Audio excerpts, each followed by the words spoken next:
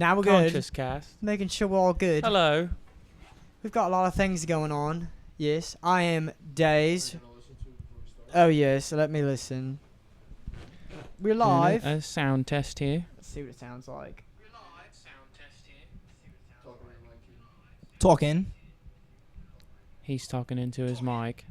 Okay, Works everybody sounds good. Even when I'm real close. Okay, sweet. I am Days. Days Production. Shut the fuck up. Great. Who else? I'm Seth AM. Already twisting the mics up. I'm the Vanilla boy with an E, not an I. Mad Dog. Yes, sir. Yes, sir. Welcome. The host. Welcome to the cast. Whoever, right? Whoever wants to speak first, they get the floor. That's pretty All much right. the rules of the game. Take it from here, David. Yay! All right. We've had a lot of things that have happened this past week. This is one of the most eventful weeks of my life, especially for putting all my eggs in one basket and really saying fuck you to the man. All of us, really. So I want to start with that. We have a lot of things to discuss here. I would say the corporate world is first and foremost. That is like the main focus behind a lot of this. And the first question is, what is your experience with the corporate world? And I want to start with somebody else. I'll go then. My experience with the corporate world, negative. A lot of negative. I've just seen it for what it is behind the management because I've been close with a lot of people who are in that position, two of which I'm sitting with, but and also just a lot of things that I like about myself cannot be expressed in an environment like that because it's literally not allowed. They want it to be cookie cutter, and I'm just unfortunately not a cookie cutter kind of person. And Unfortunately. yeah, for them, because I'm a great worker. But and I just think that it's a lot about keeping people suppressed and making sure that they don't get ahead in life so that they can keep operating these things at low cost to make the most money that they can. It's basically my experience with corporate world as I've seen it. It's very restrictive in a lot of ways. It's very difficult to go higher up. It's hard to make more money. It's hard to accelerate your life. It's hard to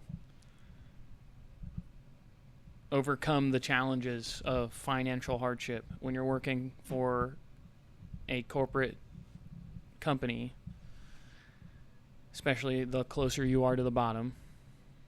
Facts. You literally will live paycheck to paycheck. But I have experienced even moving up and being a high-level manager for a company.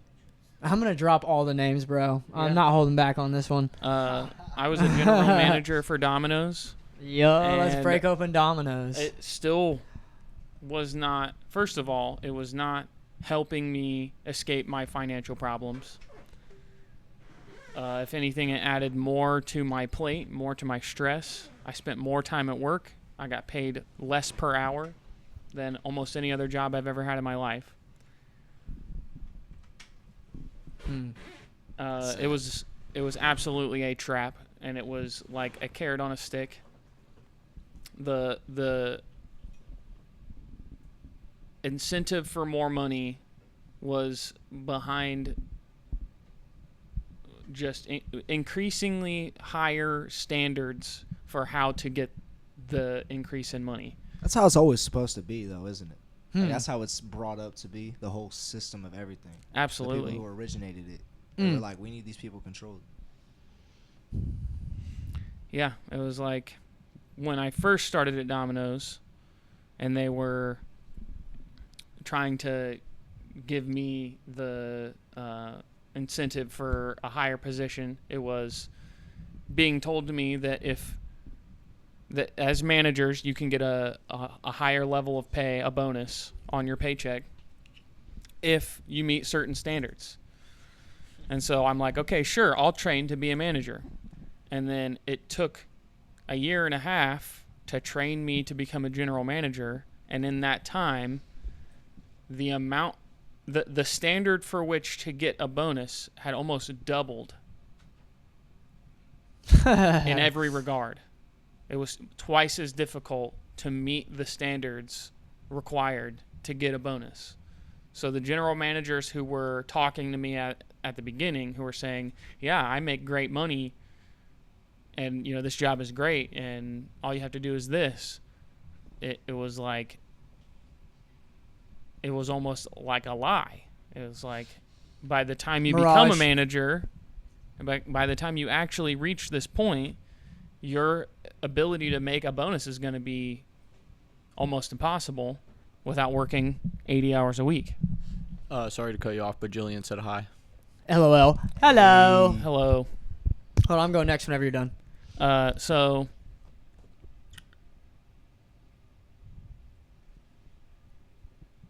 where was I?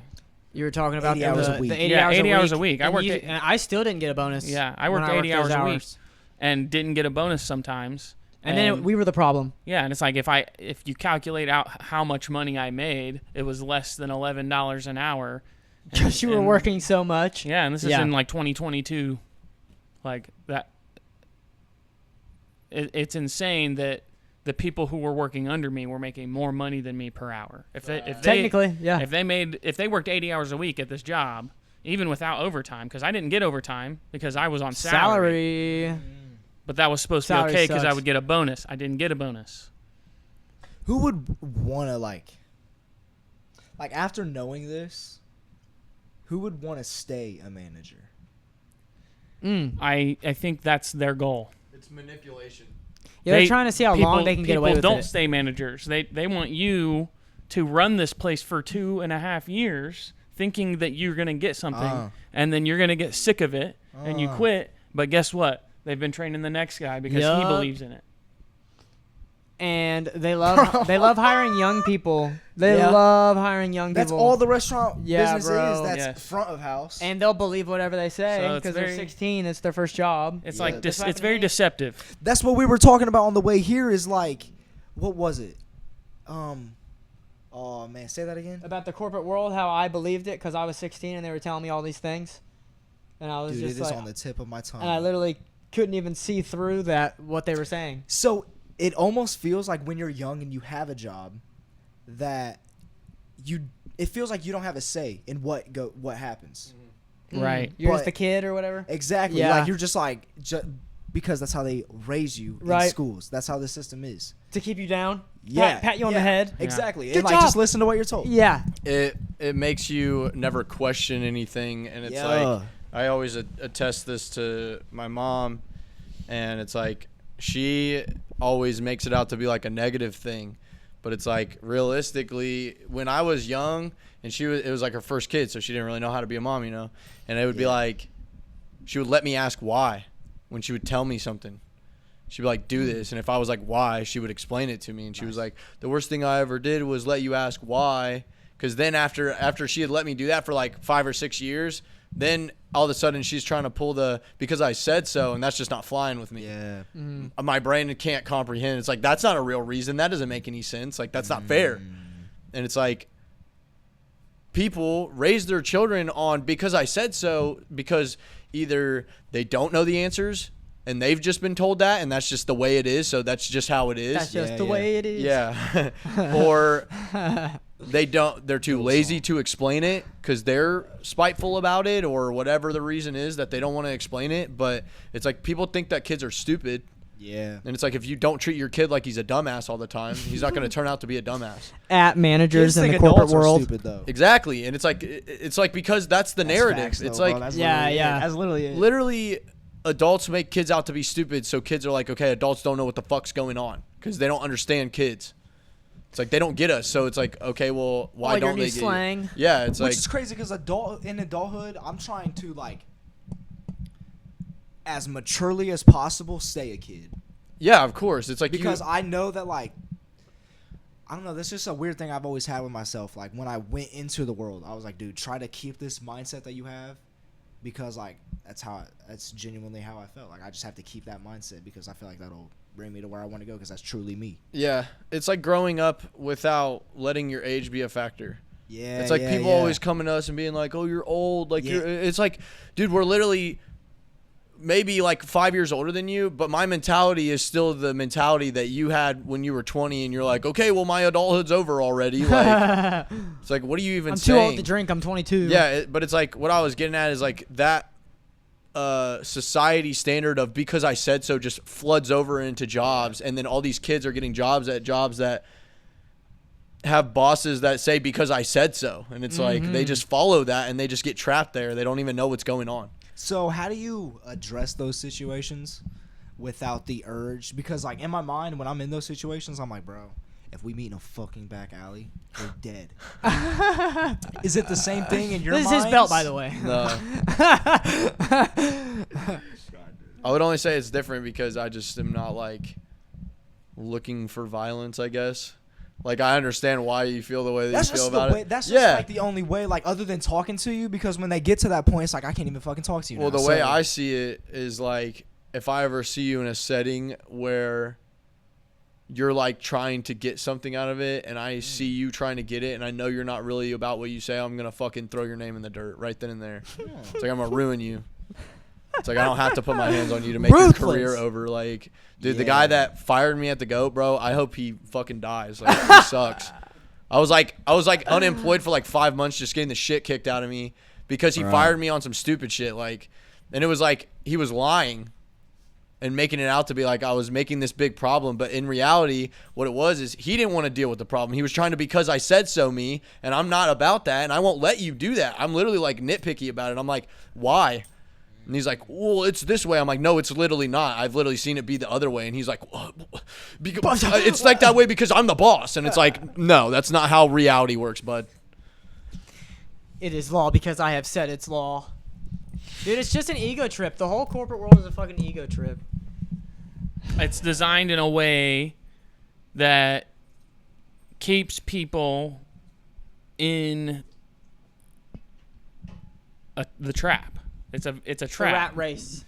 It's like every corporate job has all the same policies because all these different businesses are working together to help create a barrier over people that prevents them from accelerating, because if we're able to accelerate our life, then we're going to compete with these people who already have money and who are already running these restaurants. If let's say I was able to use Olive Garden to make money, We're gonna be on them too. and then I get to start an Italian restaurant now that competes with Olive Garden, then all they did was give me the money to compete with them. So they don't want to do that.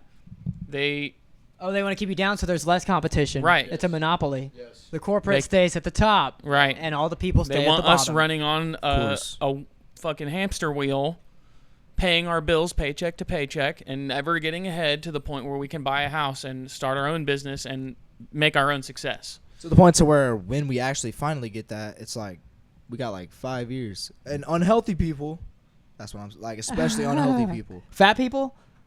Not specifically, but I mean mostly. Face. The unfit. The unfit people who just be working. Yeah. They only got so many years.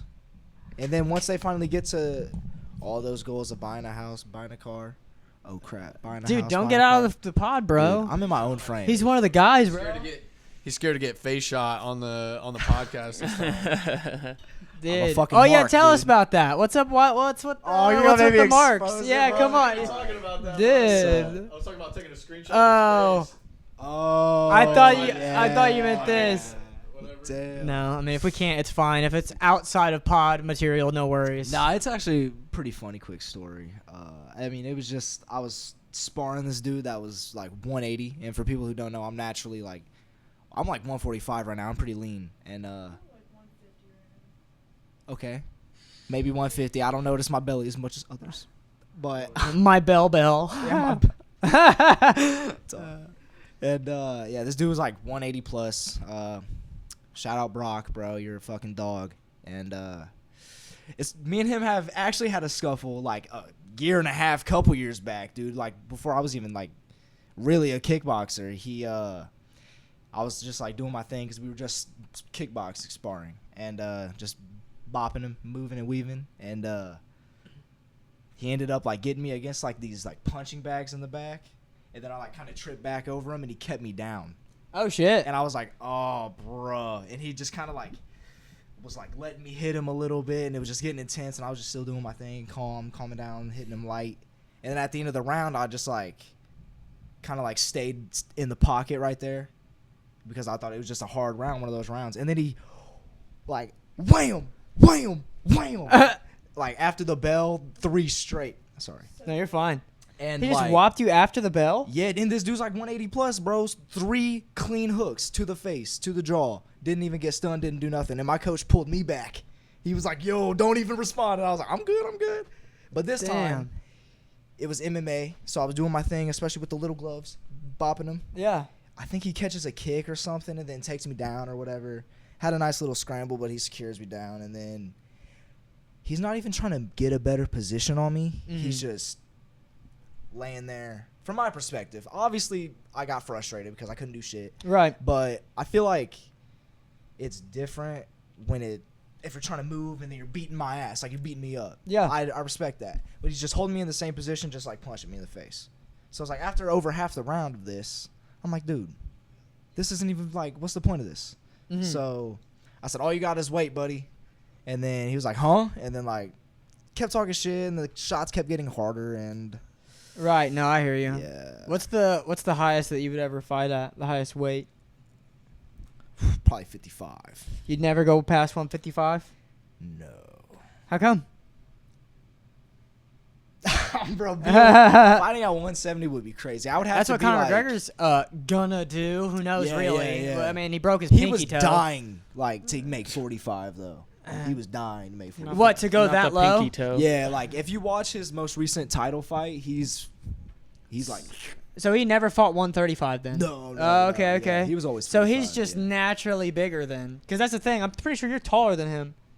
We're the same height. Yeah. Oh, okay, fair enough. So you could, but it's just he's naturally more like... Yeah. Oh, yeah, okay, for okay. sure. Fair. Mhm. Fair enough. Well, I'd love to see you fight at 170, Connor. Anyway. Dude, what is your view of the corporate world?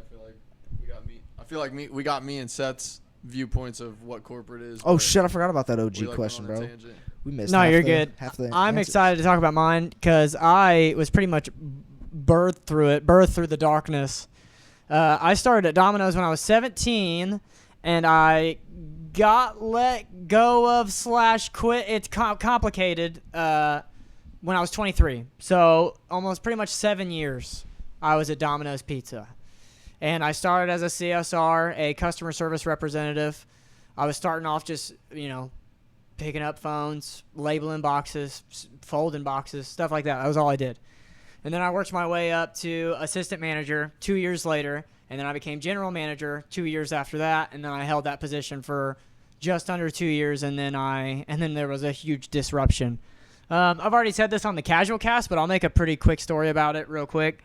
The reason we left / got let go of, and the reason I don't even know exactly what it was, is because there Talking was about Domino's? Yes. Okay. There was do you remember the dumpster fire that happened here around here a year ago? Yeah. So there was a bunch of people at work that were just not comfortable being in that part of town because we were 0.1 miles outside of the evacuation zone. That's right. 0.6 miles from the actual dumpster fire itself. So there was a bunch of people that did not feel comfortable in the building because nobody knew if the air was safe to breathe or not. So I would call up the supervisor / whoever, and I said, hey, we have a bunch of people here that don't really feel comfortable in the building. And they're like, oh, what, like drivers? Like, just tell them they can go. Who cares? And I was like, okay, well, if they're just chopped liver, who cares? They're fine. What if I said I don't feel comfortable in this?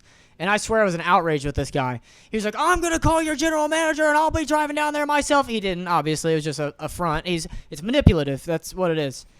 And for someone that's barely 21 and who has just understood all these policies and all these rules of corporate. I'm sorry to pause you real No, quick, you're fine. But that's literally like me being like, Noah, bro, I'm going to pull up to your house and beat your fucking ass. And then just not doing it, bro. Yes. Like, that is Literally. a bitch person. Yes. That is a bitch person. Yes. Yes. I totally agree. He was my least favorite person there. But anyway, he did that. And then when I was like, well, what if I don't feel comfortable? And he was like, he sent the general manager to us. He didn't show up. Why would he? That's too hard for him.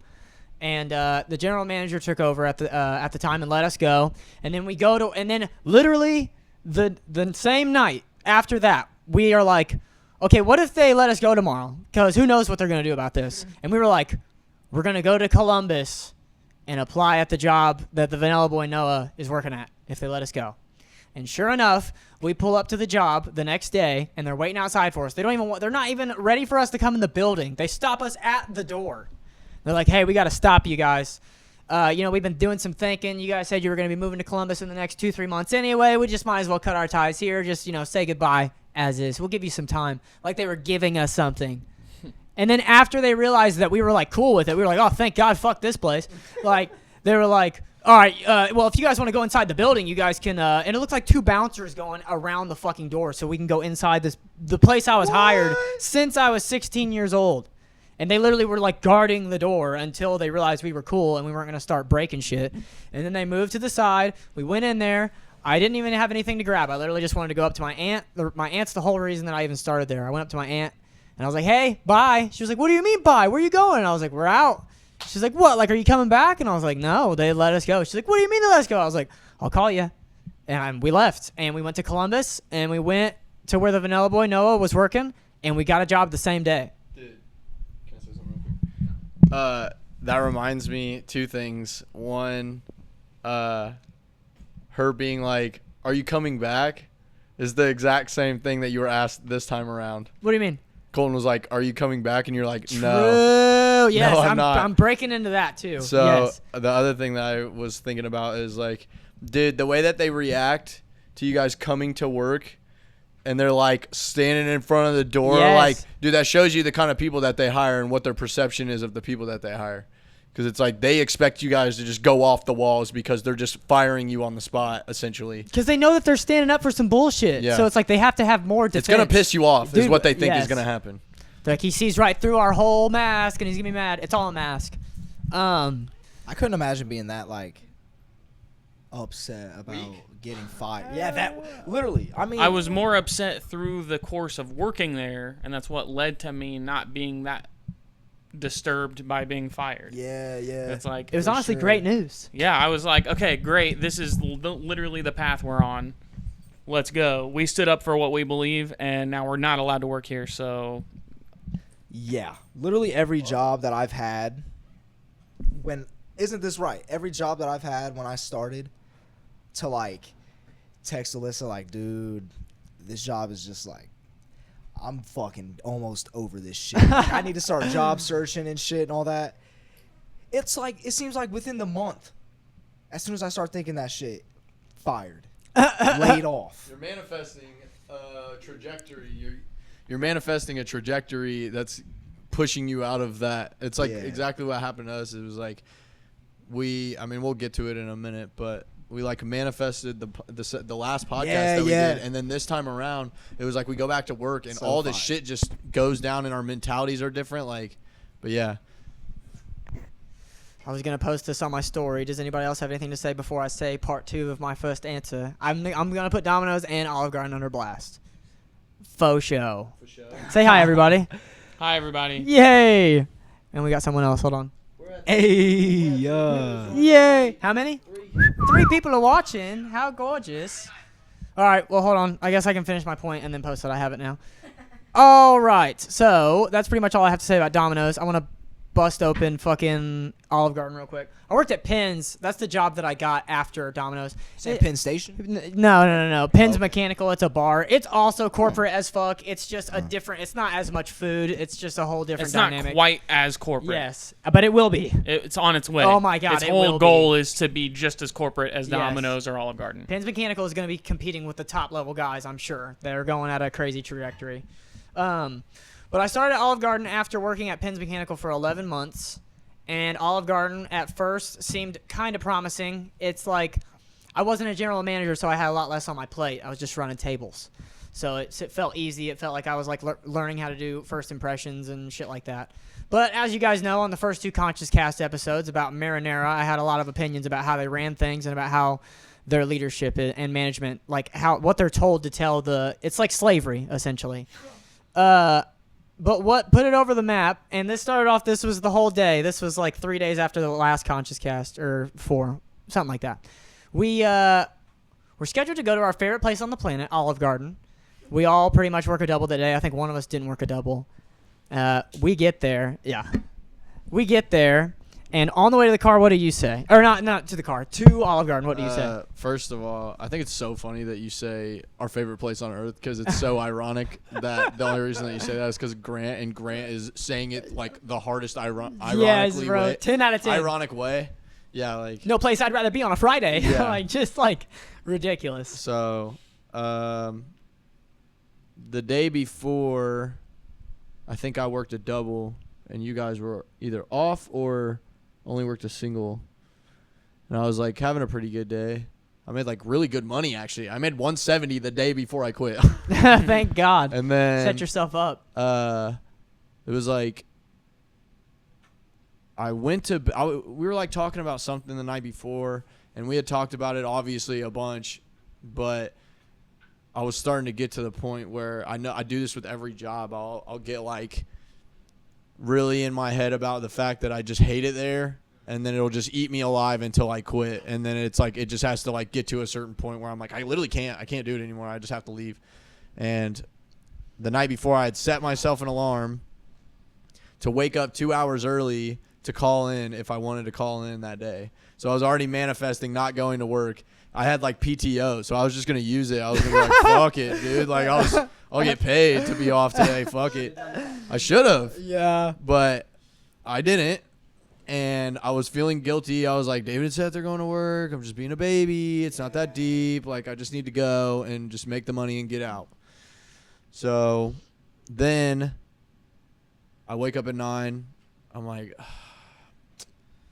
it's fine. I'll go back to sleep and see how I'm feeling when I wake up. And if I have to call in and it's not a proper call in, it's fine, whatever. So then I wake up and I'm still feeling like shit. I'm just like, bro, I'm miserable right now thinking about going in. And Seth comes downstairs and I'm like, bro, I feel like I should have called in because I think I'm going to quit. And then he was like, oh, damn, okay. And then we were like on the way. I got in the shower. I was like, bro, I can't, like, I just can't do this. And then we went and we were on the way and I was like, guys, I can't tell if the shit test is to stay at Olive Garden and stick it out or to leave. And David's like, yeah, honestly, I don't really know either. And Seth was like, well, there's like things I want and they cost money. So I'm willing to like just try to ride out this weekend and get done. Bro, Seth being like the father figure of the group is so lit. So fitting, bro. It's so fitting. Dude, you're so wise. I love how he took the mic for that. That's great. That's fantastic. Yes. Thank you. I It's from a appreciate place the of clout love, I on that. imagine. That was lit. So then I'm like, Simon. You guys are literally Alvin's. Oh my Oh god. my God, Dude, I'm people Dave, at Olive actually. Garden have said that. I'm literally Dave, but I'm Dave. Yeah. We have the same name. Dave. Wearing red sunglasses and he's wearing blue and then Dave's No. just No green. Dude, you're just Theodore. I'm just. It's like, well, he's not. Yeah, dude, we could do that. Patch the torch. Patch the torch. LOL. But yeah, we were on the Blossom. way. Yeah. Bubbles, Buttercup. Mojo Jojo. Oh shit. I'm listening. I'm sorry. But yeah, I was like, we talked about it a little bit more, and then I just kind of like got in my head, and we went in, and I was just like eating myself alive, just standing there. We go in, there's like 10 servers. Oh my just god. standing around. And it's There's dead as fuck. Yeah, it's deader than shit. There's not people lined up at the door to come in at open. It was like, oh fuck, it's hot as shit out today. Of course nobody's gonna be here. It might be a little busy, but I can't see it being crazy. And I was like, this feels like a waste of my time. And that's all I could think. I was like, this is I feel trapped. I can't get out of here. It feels like I'm just stuck here. And I was like, I have to make a decision before I get my first table. And then Seth came over to me and he was like, You hadn't even had a table No. yet? Dang. Same, bro. we were just You're- standing yeah. around. And I was just like standing there like, fuck, Did you dude. have any Like, tables? Not No. yet. Wait, when I left? Yeah. Yes. no. Okay. Whenever I was talking about leaving, nobody had any tables except for like maybe one or two servers. And Not we were us. like, the openers? Yeah, Yeah, not like- us. so Seth had already talked about taking my night shift, and then they were talking about it, and he came over to me. He's like, "Hey, I'm taking your night shift." And I was like, "Dope." Thank And God. then he was like, "I can see it in your eyes." And I was like, "Damn, bro, like I'm just exuding this right now." And then I was just like, I looked out the window. 3 people had asked me what's wrong with Noah. Damn. I didn't know that. I had looked out the window, and I was like, dude, I'm stuck here right now. I would much rather just be out there. I feel like I'm in a cage. I can't go outside. I can't just be out in the sun because I want to be out in the sun. I have to be in this building. And I was This like, fucking I was like, I damn can't. building. So I went to the office. Seth was already talking to Colton, and I was like, bro, can I leave? And he was like, huh. And he was like, can you text Gabby for me? And I was like, yeah, what do you want me to say? And he was like, can you tell her that she's going to SP tonight? And he was like, say Big Dog Colton said that she was going to SP tonight. I was like, all right. So I texted her, and him and Seth were talking for a second. I was like, all right, I texted her. Big Dog Colton said that you're going to CP tonight. Can I go home? And he was like, wait, are you serious? I was like, yeah.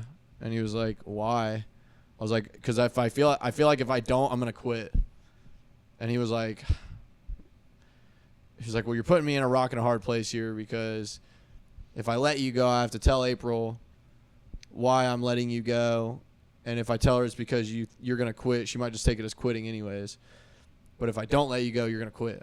And I was like, What do I do? I was like, I just feel like if I stay here, I'm just going to give dog shit service, and I don't want to do that. And then he was like, okay. And then he was like, Seth's going to take your night shift. Yeah, I guess I can let you go home, but I'm going to have to tell April. And I was like, all right. And then I just left. I didn't say anything to anybody. And I'm like, driving home, because we all have one car. Yep. And then I'm like turning onto the road that I saw the guy walking down the road with the pool skimmer from the last episode. I was on that same road, and David calls me, and he's like, hey, bro, can you come pick me up? And I'm like, what?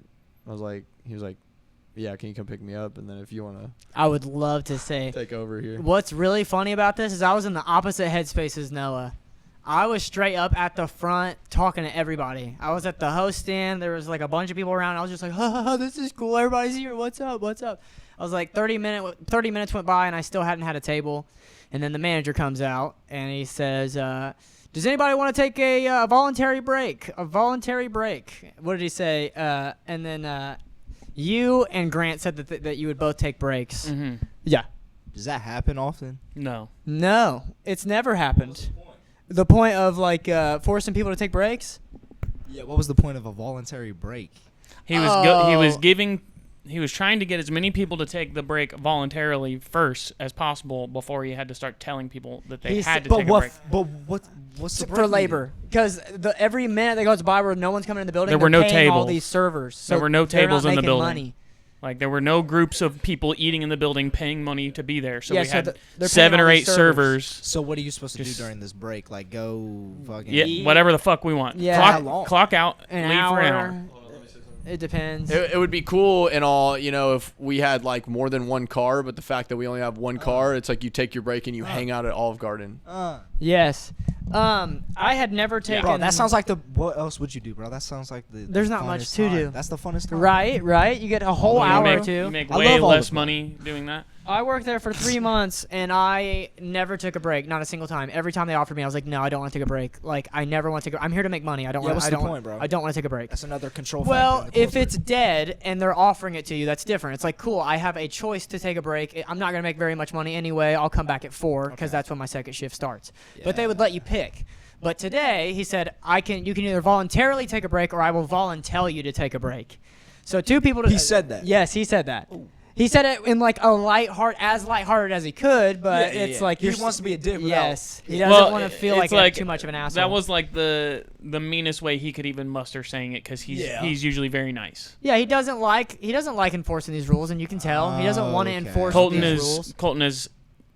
I just want to talk about Colton for a second as a I personality. have nothing real against quick. Colton. Colton's a cool guy.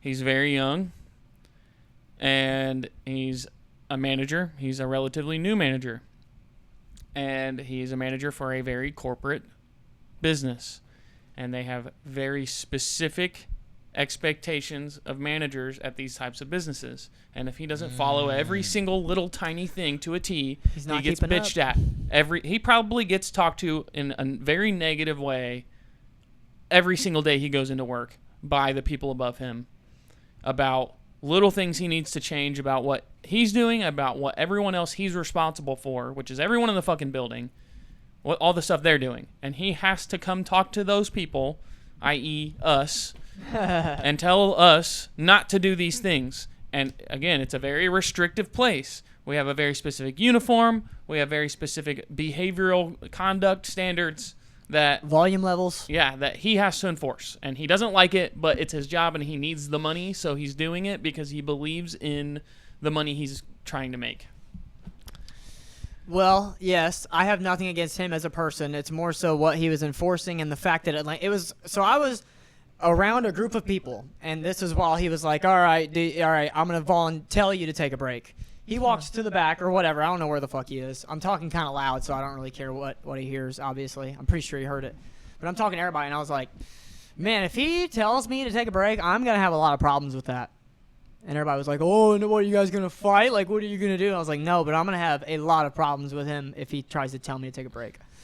So then he comes out, and he starts being like, okay, guys, I really need someone else to take a break. Someone's going to have to take a break. And it comes down to me or someone else.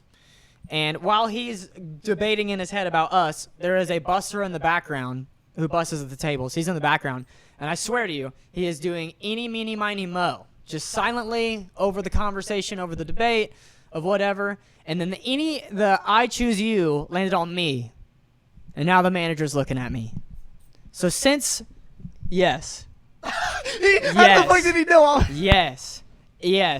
That's stupid, yes. And it fell on That's me. too good, bro. It fell on me. And he's looking at me, and he's like, sorry, this kid chose you, so it's you. And I was just like, if you make me take a break, I'm going to have so many issues with this. You told him that? I said this, yes. Let's go. And he was just like, well, I'm sorry, I need you to take a break. So I walked to the back, and I'm taking my apron off, and I'm looking at Seth AM, and I'm What like, were you thinking at this time? no, yeah.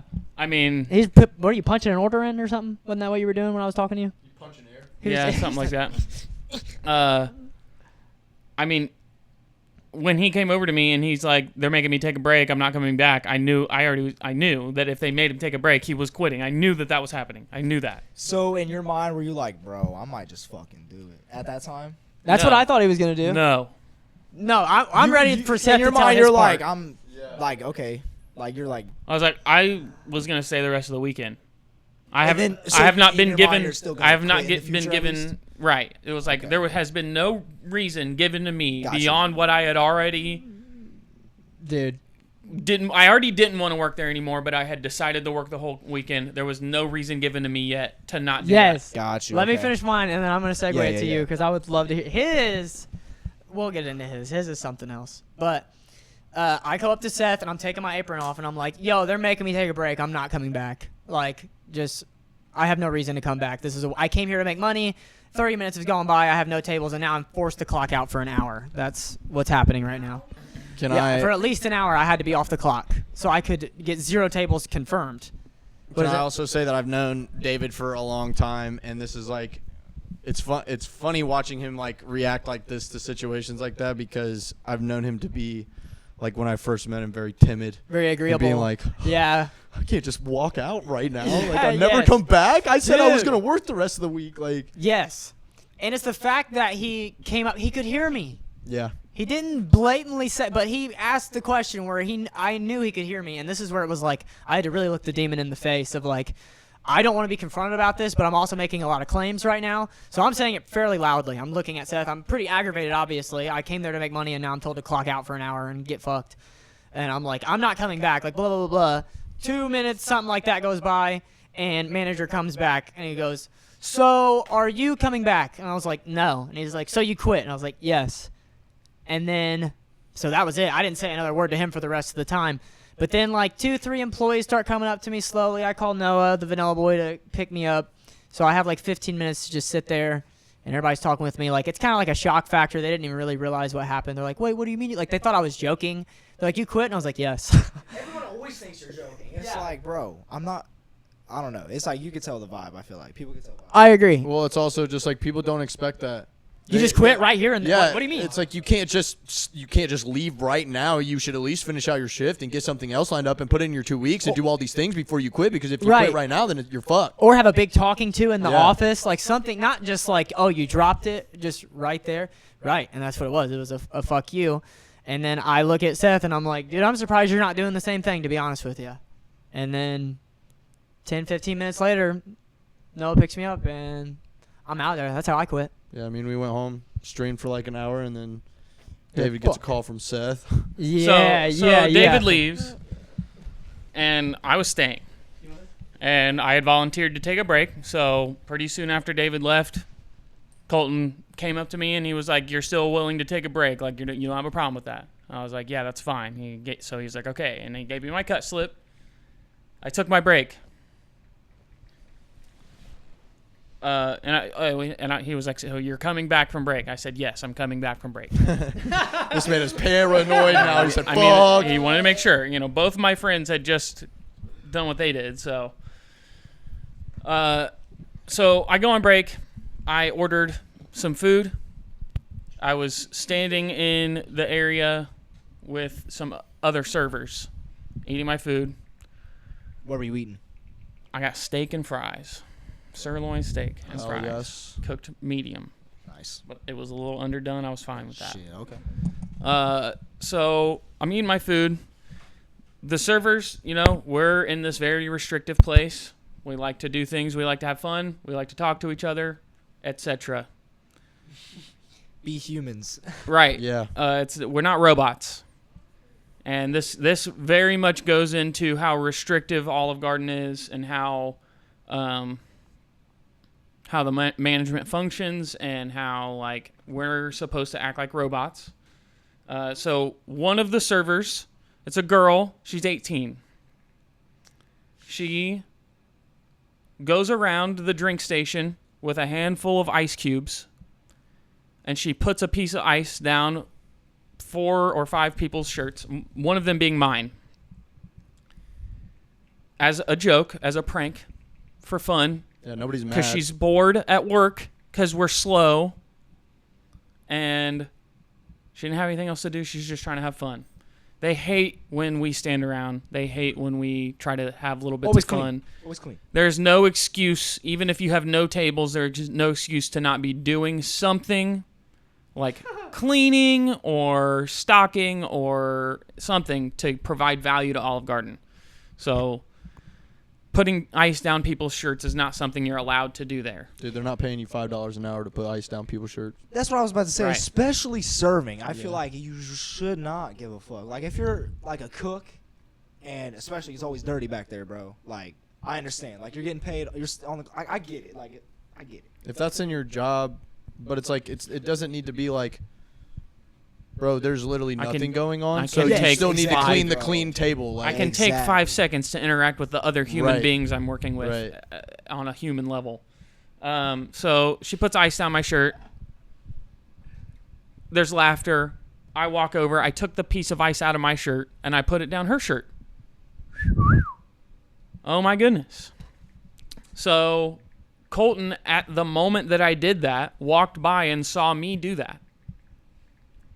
Again, this is while I was on break eating my steak. So he didn't say a word to me at that moment. When I got back from break, as soon as I clocked back in, he was there to clock me in because he needed to clock me in from break. You're gonna waste the rest of your time. Like And he brings me to the break room. He says, "Follow me to the break room." And he brings me to the break room. And this is, again, him just doing his job because he knows that Olive Garden doesn't want me or anyone else putting ice down each other's shirts.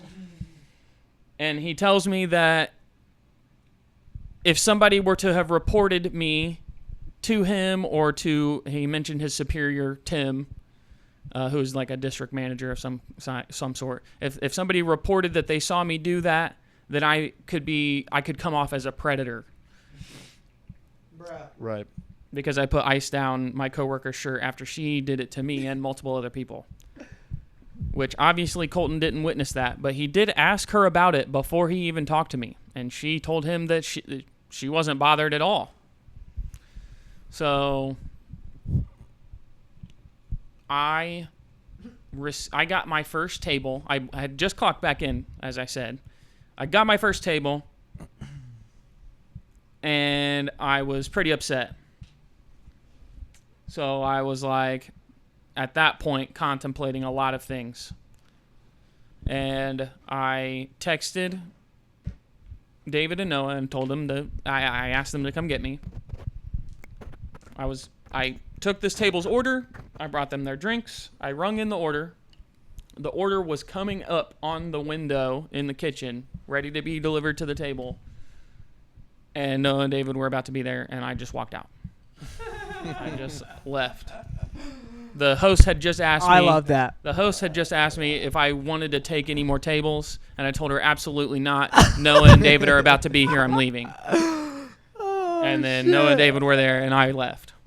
And I hope somebody took that table their food. The table didn't do anything to me. They were nice folks. I hope they got their food and it was good. But just not from you. Yeah. I didn't even get the tip off that table. I wasn't trying to stay and make the money off of it. I Yeah. wanted to leave. Fuck them. Yeah, literally, like you would have been staying for whatever. The message being, you can't have fun at work. You can't do anything that does anything. You cannot do an action that is not intended to provide value to the business at every moment you're there. You cannot tell them no. Nothing is in your control or in your power. They hold all the cards. They are in control.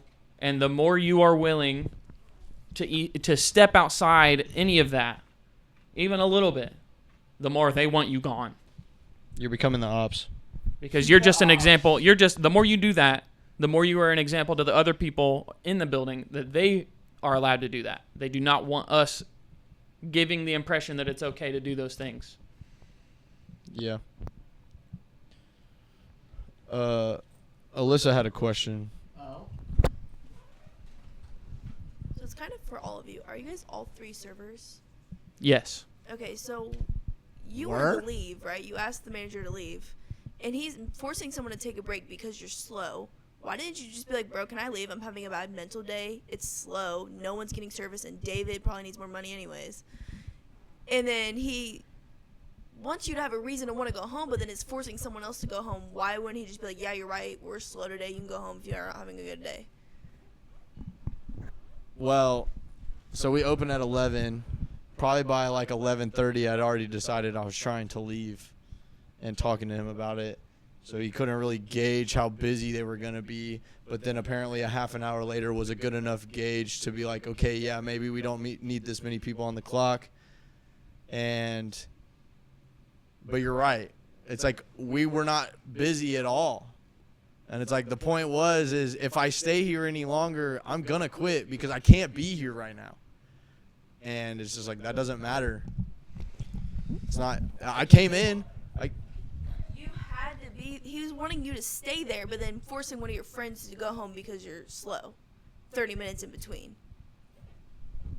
Right. It's like it doesn't line up. Disrespectful. Yeah. It's like it was like stupid rules over nothing. It's like It's more about them being the one in control of what's happening Right. than it is about what is logically the best thing for them to do in that moment. right. It's Yeah. more about he said he wanted to go home, so no, we can't let you go home. And he said, no, I don't want to take a break, so you have to take a break. I was thinking that. I was like, I just want to say something because, like, that is just the most stupidest thing I've ever heard. Is it just an ego trip? It really just goes to show how, like, no matter what mood you're in, no matter how you're feeling that day, companies, like, don't give a fuck. Like, you came in, like, with the mindset of, like, okay, I'm fucking, like, one of those days. I'm at wit's end. I need to go home. Like, still get fired. David was having a good fucking day. He It didn't get sounded fired. like, oh, that's true. That's true. Yeah. it's like, Ended we all up quit. leaving the job. Yeah. You came in happy as fuck. Yes. Just excited about the day. Yeah. Ended up separating. I feel it was just a normal day. It was just. I was in a great mood. Okay. I was That's right, you were perfectly fucking joking around and shit. I was perfectly fine being there. Yeah. You got attacked in your own ways. Exactly. Yeah. And they all ended up. Yeah. And they were talking about us leaving all for the same reasons. It's like, oh, the triplets left. Like, it's like one left, so they all left. It's like, we didn't leave because it's like, oh, they did that to Noah. Noah's having a bad day, and he was like, well, oh, fuck this place. Like, that's not what happened at all. Do you think that, like, after Noah, they kind of was, like, targeting you guys? Well, the eeny, meeny, miny, mo thing had nothing to do with him. Yeah, It was yeah. like, oh, my God, someone said it. Like, just... They didn't want to have that ownership of Right. I want to hear Keaton's input on the corporate thing, and then honestly, we can go right into being brave because I think we're like 50 minutes in. Yeah. So, and you're not very, you haven't done a whole lot with the corporate world, have you? So it's like, what is your experience with it? For like the first like year and a half, I was serving and then expediting. Where? Lincoln Square. Oh, okay. Yeah, and that place is very uptight and fucking pretty corporate. Like, the drama that went on in that place, like, anyone who's even worked at Lincoln Square, you even know what I'm talking about. It's just not the vibe. Every manager, there are certain managers out there that I've worked with that are cool as fucking understanding. But most of them, including the kitchen managers especially, it's their life. They have worked their whole point up to be this. And after that, I went to washing RVs, which that goes with what Seth was saying earlier about, like, you just need to be doing something at all times. Even when we literally have 6 RVs to wash out of the week, and over half of them are like normal travel trailer sizes. And we get those bitches in. If we really wanted to, we could get them all done in a single day. But we have to, like, portion it out throughout the week and shit, especially after a while when they put cameras in the wash bay to track us. It was literally a Zoom camera, or not Zoom, but a Ring. And it was like, you are watching us to make sure we're not, like, we don't have shit to do, bro. Like, the whole wash bay is clean, everything is clean. But you could be cleaning it again. Cleaning it better. Yeah, because that was the thing. They're like, not all of it is coming back clean. It's like, dude, you could talk to us about how we clean them and certain ways to do it, but instead you're like, you're not putting in enough time. But all we have is time. So my thing on the corp, and which I was even the only company that ever even gave me raises. And that was because I even moved into a forklift position. But I guess what was the real question What again? about IHOP? Like, what's your interaction or your experience of the corporate world? I would say IHOP would be your, well, you just started, but, like, what do you think about IHOP? The fact that I had to take a fucking math quiz to... Dude, you're working with money. You gotta. That was the thing. It was like I don't even know an example, bro. I was like tuned out the whole time. Do you think they would hire you even if you failed it? Dude, Probably. I feel like they would. At first, I had the like manager come and walk me through it because I was like, dude, none of these like quizzes, like, because it was one of those things where whatever you got wrong, they're not gonna tell you which ones you got wrong and what you need to work on. Oh, yeah. It's just gonna be like, oh, you got 18 out of 25. You have to get at least 22. So restart again. It's like, which ones did I get wrong? Which ones did I get right? Right. So I told him, I was like, bro, I'm not, like, I can't fucking do this shit. Like, it's literally not telling me which ones I'm getting wrong, which ones I'm getting right. Every time I'm getting 18 or 19, which is like, I'm only missing 6. So my common fucking sense is there, obviously. And so he was like, for the next ones, just do it once and then come get me. I was like, thank you. So with IHOP, they're more relaxed than Lincoln Square was, though. I will say that. Like, there's less fucks given, but it's probably because it's a bigger franchise. Or also it's early. Yeah, as in, like, you haven't really worked there that long. Always. You're When very you correct first start there. working very there. correct there.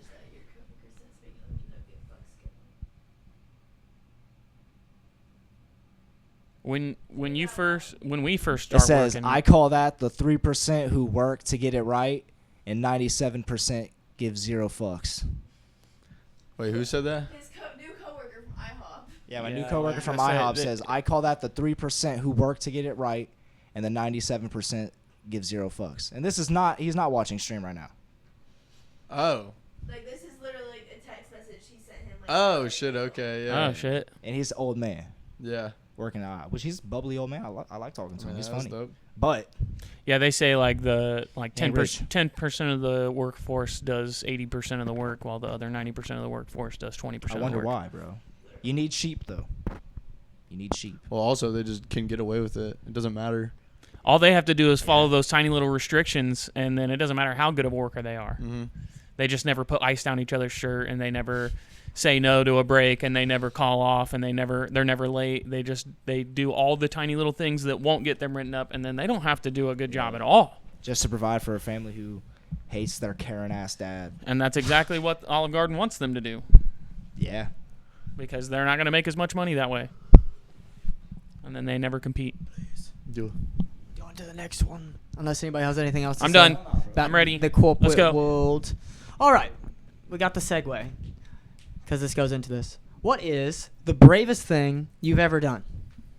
And I don't care. Whoever wants to start. Well, shit, Go man. for it. I got handed the mic, so the bravest thing. I would definitely say breaking the comfortability of life as a kid, as a child, because especially from our hometown area, like, it's damn near unheard of. Like, the fact that people in my family were like, dude, you're gonna move to Indianapolis and work with your aunt, like, that's your plan. And I'm like, bro, my plan is literally to train MMA. And they're like, oh man, if I were you. And then it goes into all that spiel. So yeah, like, deciding, because I had options too. I could have moved in with my grandpa in New Paris and train in Richmond, which is probably where I would have ended up, because I didn't know anything, but I figured it out. Yep. And that's what I would have figured out. I would have been like, okay, I'm living with my grandpa, rent free, comfortable as fuck, always been here, train in Richmond, not get a belt. Or maybe I do get a belt, but it's off of a shitty judge's fucking decision.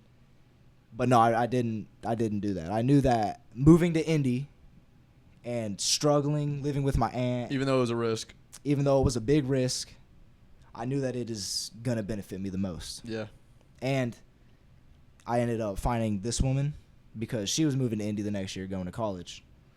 And if I didn't move to Indy, I probably wouldn't have even gotten her, because that was the difference between me and anyone else. Is she was like, this dude is not only lining up with my life of moving to Indy, but she also was surprised that I moved to Indy when she first found out. She was like, oh, you have a job? Oh, you're training? She doesn't want to admit it, but that's definitely what she was thinking. So she was like, yeah, this one's different. Facts. So breaking that comfortability, because it's a hard thing to do, to break the comfortability of what you're doing, what your life is. Like, if you've ever heard, like, the ill mind of Hobson, I think 8. Yeah. At the end, like, I remember being a kid and just, like, listening to that shit and, like, that's, like, fucking, that might be facts, bro. And I learned that because my parents moved me at a young age. A few times, to different states, different cultures. And I had to relearn that shit and understand, like, Fair. life isn't about being comfortable all the time. Dude, maybe that's the difference of where Keaton's, like, progressing in the way that he is, because we all were, like, in the same place our whole life until we left. And it's Yeah, like, until bro, you got if you already got the experience, even if you didn't understand it at the time, it's very eye-opening to a kid to be like, oh, so there's different places with different kinds of people, not just everybody is just like the people that are in your general vicinity. And it might be, like, no hate to anyone, but it's, like, a fear of losing. Yeah. Which I just, like, felt lost, I feel like, so much, being, like, a younger brother, being in wrestling. I wasn't the best. I was average as hell because I just didn't do the necessary things, which is what I also learned. And, yeah, I forgot where I was going with that. So that's the bravest thing you've ever done? Yeah, definitely breaking the comfortability factor. Fair. What about over here? What's the Over bravest here. thing you've ever done, bruv? I mean, I would say it's around the same. Yo, that was the giggle he does in his songs right there. That is literally It's the the Google. boy.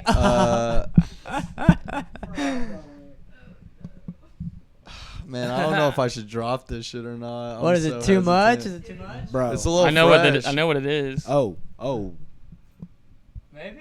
I'm curious. I mean, think about how my life's just been shaken up recently. Yeah. Oh, shit. I might know what it is. Yeah. It's like I made a decision to do something, and it cost me a whole friend group. Yeah. And there was a lot of thought that went into that and decisions being made, and I was like, dude, I'm going to have to like reach for this if I want it. And I did, and Bro, I know this is. I'm probably not the. Oh shit! I know I'm probably not the person to give advice on this because of everybody. Drop this shit, bro. Drop this shit. man. Put it out there. Not not fully. You know? I mean, it can be kind of vague. Word- yeah, you put can it word it vaguely. however you yeah, want. Put I it mean, vague. okay, for sake of Yeah, for Conscious sake cast. of what? For sake of For the conscious conscious cast. cast. I tried to kiss a friend's sister, and he didn't like that because she's only 18 and I'm 28, and he finds that very weird. And not that that makes any sense, but they're trying to tell everyone, and they're all on this wave of like, oh, I tried to groom her because I've known her for so long because we all grew up together. And it's like, no, it's just shit shifted and dynamic, and that's just how it is. I feel like that's actually normal. Yeah, I mean, it Like makes you've known this person your whole life. well, that was the point that Seth was making too. It's like, bro, if anybody's gonna have genuine love for it, it was like for her. And you're gonna like not hurt her, Right. Why would I do that? I care a lot about her. bro? He just He was mad. homie Yeah. wants or non-homie wants her Homie not. to be with a piece of shit, bro. Apparently. He's like, that brings more drama. Well, Facts. he's convinced of her like innocence in this, Oh yeah, true. and he's not realizing that she's not realizing that she is already fucking around with pieces of shit men, Yep. and he's not realizing that she's just gonna keep going down that road if she can't be with somebody good. Mm-hmm. And honestly, Noah was the best shot of her having a genuinely good man in her life anyway. Yes. It's like some of the excuses that were being made were like, she needs to go see the world more. And it's like, I've been seeing the world. It's like, what do you mean? And then it's like, okay, now she's going to college in her hometown. It's like, oh, wow. She's really expressing the world. It's like another year stuck in the same exact place is really going to get her there. It's like, I was genuinely cared about this person, and it was like, well, if they're all gonna drop me on a note like that with nothing, nobody said anything to me, they're all too scared to talk to me about it. It's like, Do you think that's because internally they know that it's not that? They don't want want to hear the argument. dude, they don't even want me to try and don't prove wanna them hear wrong it. because they know they're not, bro, these people have known me for like 7 years. Yeah, they know you're gonna be able to outdo them. I know how to debate points that I Yeah. firmly believe in and have a lot of knowledge in, and they don't do confrontation like that. So if they were Sure. gonna confront me, bro, of all people, that's the last thing they want. So it's like they would just rather just be like, yeah, whatever he said, and we're all out. Thanks. Bye. Yeah, that's actually Yeah. how it was. It literally was. It was like it was based on what he had said to all of them. Not a single one of them said a single word. Not one word to them. To me. Like, not even you disgust me. Like, nothing, bro. They just were radio silent. It's like, oh, okay, well, that's how they really feel. Then that's how they really feel, and I didn't really need them anyways. But it was like, bro, the build up to that was like long. Yeah. And like thought out, and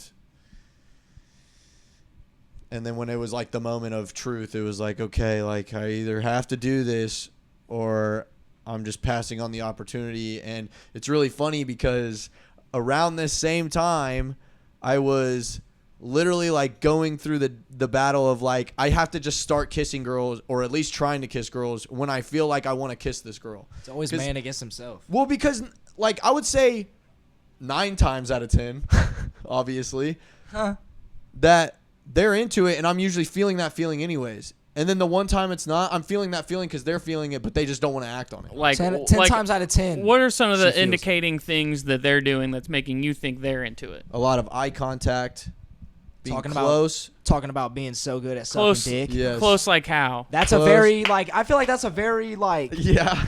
God, heaven sent There's a lot of Sent the siren for you. Yeah, for Yeah. that comment specifically, it's like you're bringing a lot of sexuality into this conversation right now that I wasn't even doing. I wasn't doing anything. I was literally like just sitting next to her, and to be fair, she's just leaning her legs all over me, like literally laying her legs on my legs. So it's like, okay, now we're intimate, and she's bringing sexuality into this mix. It's like, okay, I see what's happening here. And it's like, we're like hanging out. I got my hand on her leg.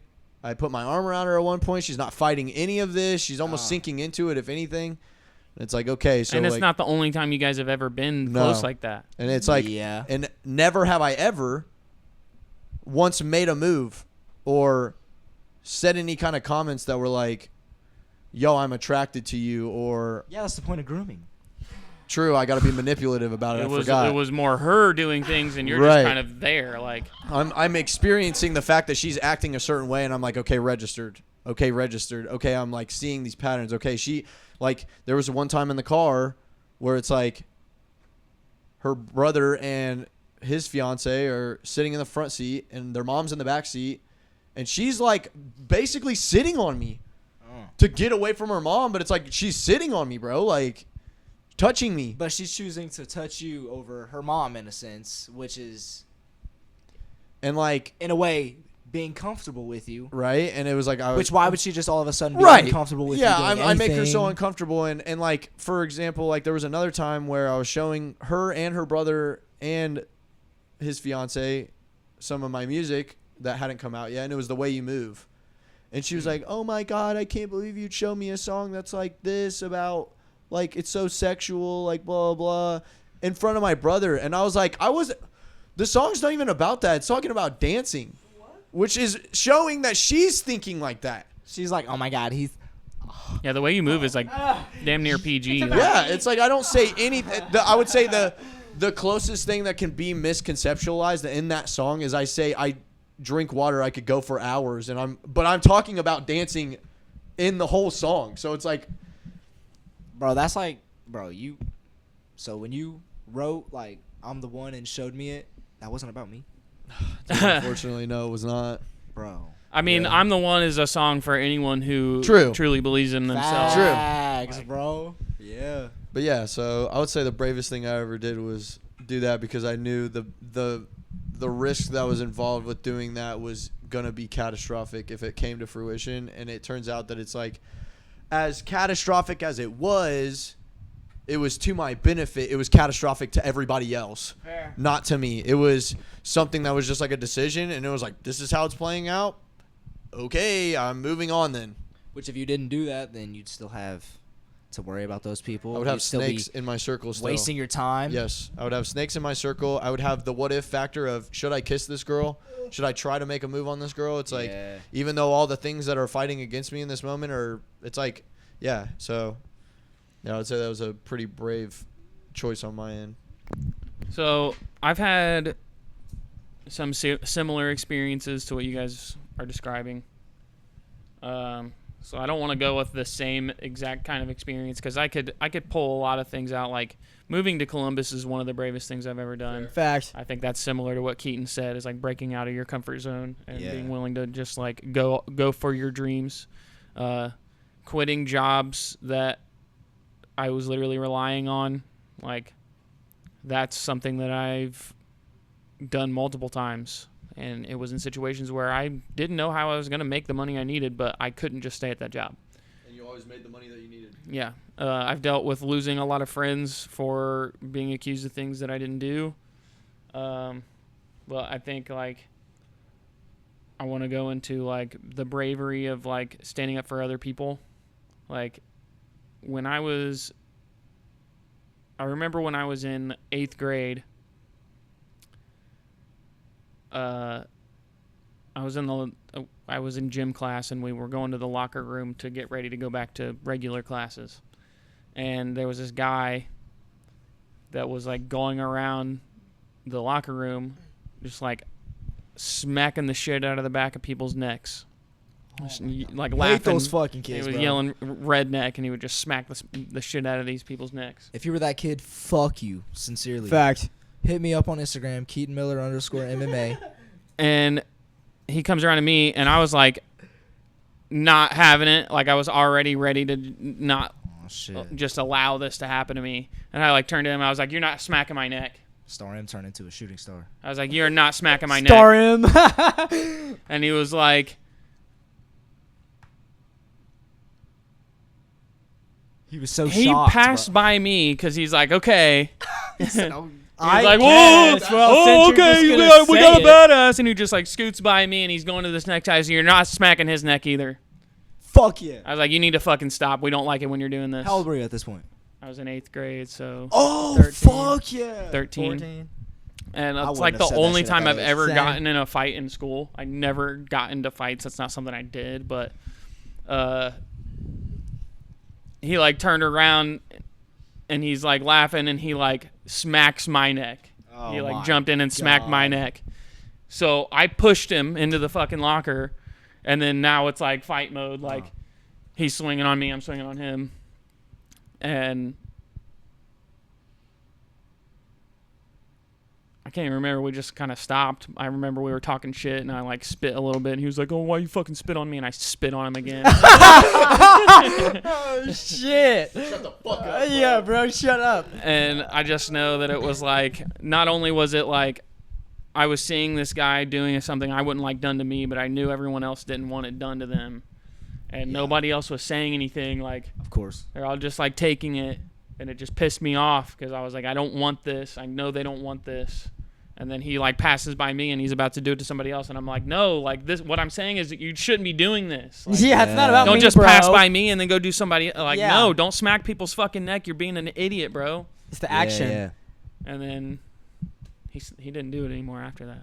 yeah. Guarantee it. Yeah. We actually, weirdly enough, we became friends for a while after that. But Yeah, 'cause Wow. he respected you, bro. He was like, yeah, I've never had someone do that to me in my life. Every single time I got in a fight in school, I was friends with the guy after I fought him. yeah, I mean, Every single he proved to be the snake that I initially Of course. recognized in him. But I think it's very much like, okay, this guy, I stood up to him, so he respects me, and he was willing to hear me out in the end and stop doing it. So I'm like, oh, maybe he's like redeemable. Like I was empathetic with him and hoping that I could be the good influence he needed. Well, listen, all I'll say is I'm really glad that you came to the realization that even though you guys had fought and got it out of the way and respected each other in that a couple weeks, what did you say, a couple weeks? Did I you say, mean, like, we a were timeline? we were probably friends for like a couple months after that. Right. So a couple months. Okay. Well, I appreciate the fact that you could acknowledge that he's a snake and leave him, because it took me like, I don't know, like 10, 15 years to realize that the guy that I was fighting and becoming friends with was a snake. Wait, did you fight him? I did in middle school. That's crazy. So Beat him? we fought over Beat him up? Foursquare. Yeah, I punched the fuck out of him. He smacked me a couple of times. I didn't but know that. Yeah. He fought over. smacked you. Yeah, he smacked me twice. Oh. He says he punched me, but he didn't punch me. Oh, yeah, of course he was saying said that. Yeah, smack, I hit him He also twice. said you were grooming his sister, so like, Yeah, he's full of Hey! shit, I guess, Yeah. bro. But yeah. So the bravest thing you ever did was stand up to that bully? It's among the bravest things. Yeah. It's hard to rate one as the top, but I have a top 3, I think. that's just a unique answer. I hadn't really heard anybody saying something like that yet. Real so. quick. Yeah, I'm trying to think of a unique one as well. how do you guys feel about realizing the snake and then fighting him? Mm. What do you mean, like calling him out and then? Like, should Noah fight a snake now? Is that what you're saying? In that sense, Do yeah. I need to go find this Yeah, yeah. middle school guy I fucking fought and like fight him now? Yeah. How you feel about I fought that? him again, actually. LOL. Did you really? Yes, I did. 'cause Let's go. He well, wait. Okay, hold on. I'm remembering now, because like we in the middle of our friendship we like fought one time, but it was like we stayed friends after that. But then there was a third time. That was the last straw. He had this big like chunky metal bike chain. Oh. And we were just at this playground in Richmond, Charles Elementary School, the playground. And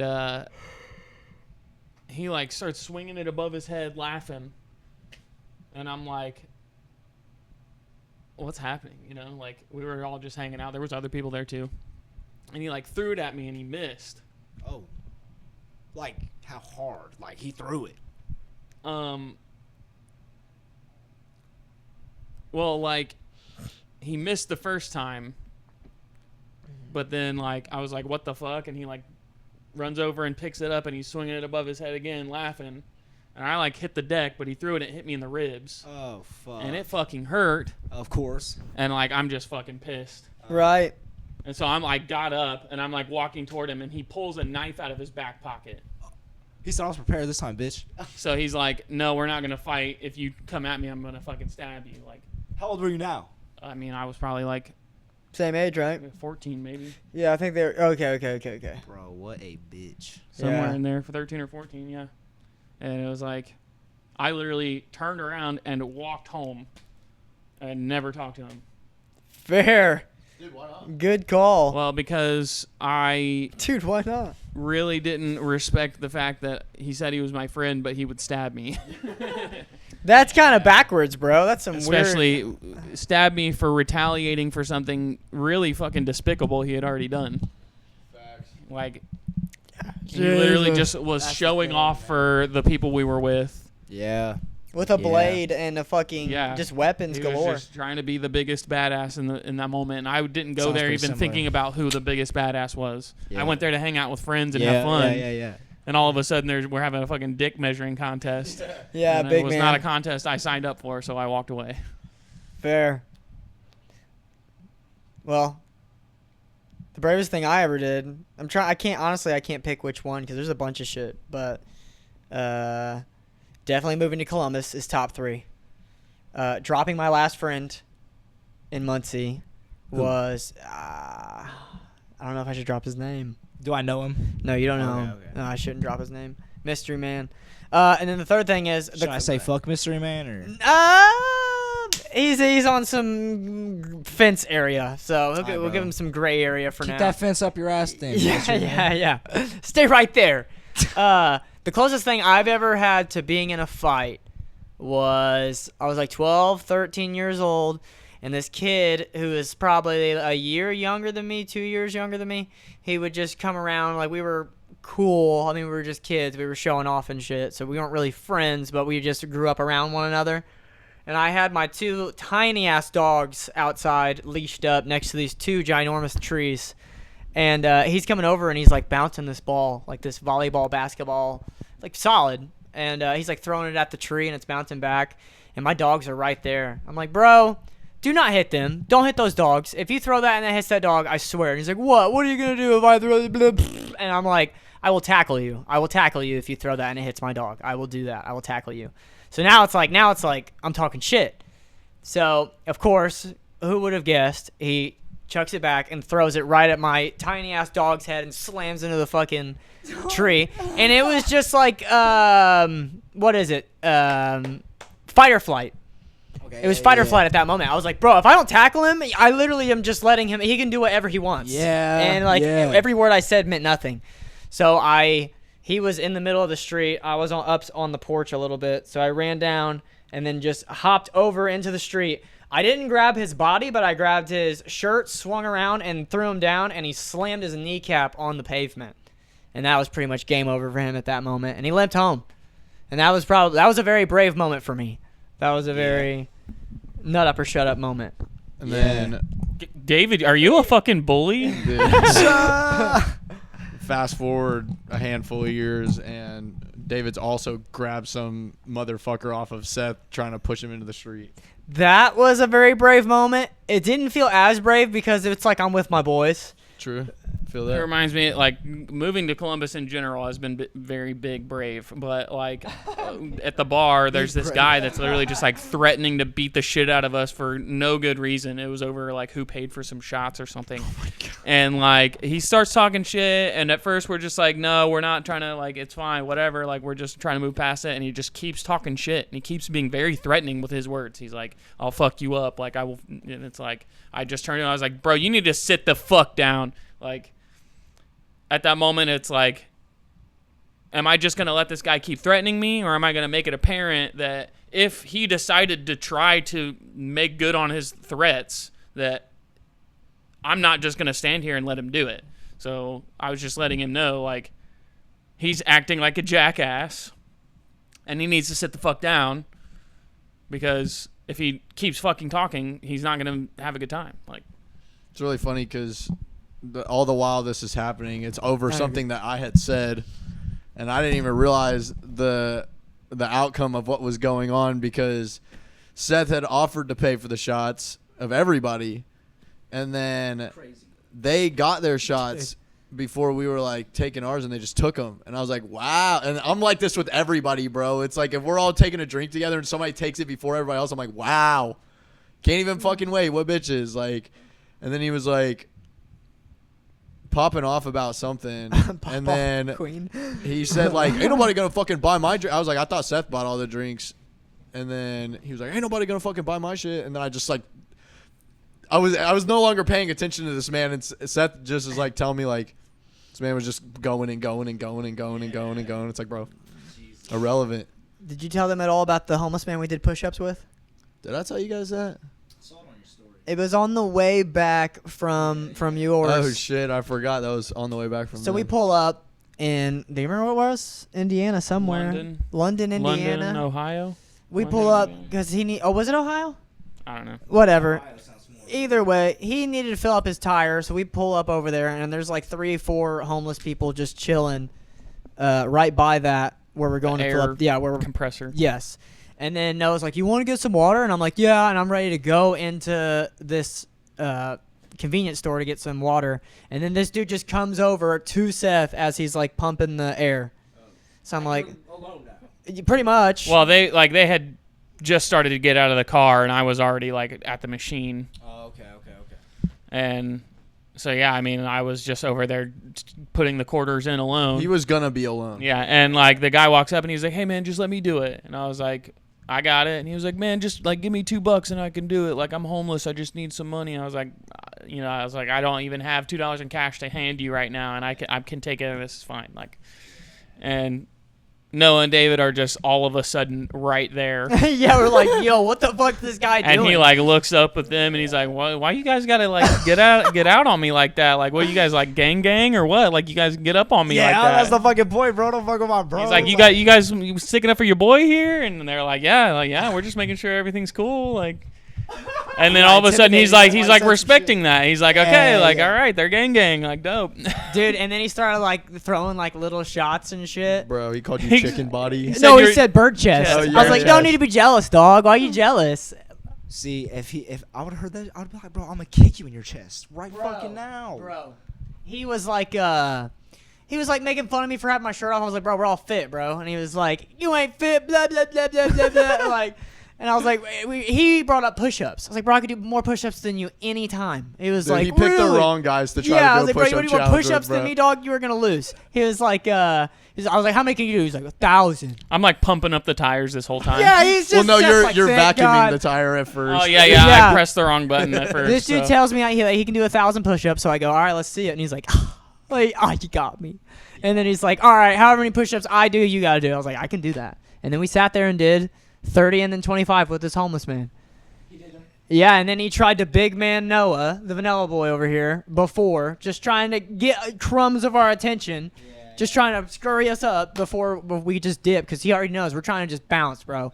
We're like, leave our boy alone. We'll beat you at any contest. Goodbye. Like, that was pretty much what we said. What did he do to you before we tried to leave? He was just like, bro, do 3 more push-ups. I'm like, no, I'm not doing 3 more push-ups. I just did as many as you did. That was what we said. And then it was just like, he's like, come on, man, like your last 3 were like weak, bro. You did them so slow. You started like, slow. Yeah, Meanwhile, it's he was like, doing bro, push-ups like this. He wasn't even going all the way down. bro. You haven't been sitting on your ass all day. Yeah. You haven't been fucking. But also, I did them all. Like, Yeah, like what? and Yeah, then that he was like, that was the agreement. yeah, and then he was just like, come on, man, I'll do 6, you do 3. I'll do 6, you do 3. I was like, no. Yeah, he's so bored, and he was like, "Oh my god, come on, man, what? You can't do it." He I was just like, needs to be like. He felt the fucking energy, and he was like, He felt the masculine be vibe. better. He was I feeding need- off I of need our to be energy. he's trying to better than these compete, guys. bro. He's trying to compete. I could see him getting a Very job weird. after that. He walked away like, damn, I don't feel. He's like, I didn't ever think about it like that. You know what I'm saying? Like, Literally. what if I just tried and challenged myself? Fact. Dude, that was a different experience. It's like, I don't know, bro. And that's the other thing is like, I feel like some people, especially people that are like doing shit like what we're doing, like being fit and active and stuff, is like, they're very scared of the world still. That's why they do it. It's not about like actually just being healthy and like being better in your body and like feeling better. It's like, I need to like come off scary. I need people to not think I'm fat. I need people to like, I need people. It's like, It's about the judgment of others. right. And it's like, bro, we're just like, oh, we're just going to be fit. And if push comes to shove, I guess we're just ready because we're fit. Like, Yeah. Bro, some dudes will even like text you, like, dude, I've been hitting the gym. I can lift so and so. Like, I'm telling you all this pointless information just so you can just be like, good job, bro. yeah. But then you see a picture of them. They probably like lifted it once and then they were like, I Probably. did it. All right, Big, I'm chubby. done. Or maybe you just don't even believe they did what they said they did. Right. They're Of just, course, they're just yeah, talking. absolutely. And plus, with weight shit, I'm definitely the person who's gonna not give a fuck about any of that. I'll talk shit to a dude who actually trains that's twice my size. Fair. While he's punching me in the face. Thanks. So I don't care. You can lift your little weights. All right, so is there another question about bravery? Yeah, my phone said, can you put it up on the messages, please? Yeah. Oh, that's tough. I thought ahead for that one, boys. All right, do you want to read it, actually? I could answer one. Okay, so what makes quitting a corporate job brave? To be honest, the biggest thing that makes it brave, and it's really ironic I say this because I'm not going through nearly as much of this as, say, you, but, like, the whole world is against you on this. They're like, what do you mean you just quit? That looks bad. And who's going to hire you if they know you just quit? And also, you're just breaking the rules to break rules. You're just a troublemaker. It's like, no, we're not just troublemakers. So there's a lot of risk to quitting a corporate job. Yeah, and everyone's on the corporate job side. Yeah. Most of the Most time. people recognize the risk, and they're like, why would I ever... Stupid risk. Why would you take that stupid risk? Yeah, like, we're here to make money, like... I think it's brave because everyone's against you. I think it's brave because you have to literally look in the face of these people that think they have all the bargaining chips. They really think that you are just this thing that can be easily replaceable. And for some of them, sure, fair enough. But it's like they look at everybody like that. And the only reason it's like it's a bluff. They're acting like they have a full hand, but they don't. It's very like, well, we have everything, you have nothing. So if we lost you, we'd be okay, and you would be fucked. Goodbye. And it's like that's the frame that you're looking in the face, and you're saying, well, nah, these rules are stupid. Goodbye. I would also say it's like how you were saying, like they think that you're just replaceable. It's like they can replace the bodies, Definitely. for sure, but they cannot replace the people that are in that position. It's like, go ahead. They hold big cards, and it's like a snake. It's like my friend who tried to pull a knife out on me. That was a card he had in his back pocket. Facts. And it's like, it didn't make him any more powerful or any stronger to lose his friend that day. It doesn't make Olive Garden more powerful or stronger to pull the knife out of their back pocket. Like, if you don't take a break. Mm-hmm. We don't even need you. It's like, why are you pulling the knife out of your pocket on me? We're supposed to be family here. Bro, You're the one that says we're family. Why are you saying... Your situation with your friend is so fucking similar, bro. It's crazy. It's like...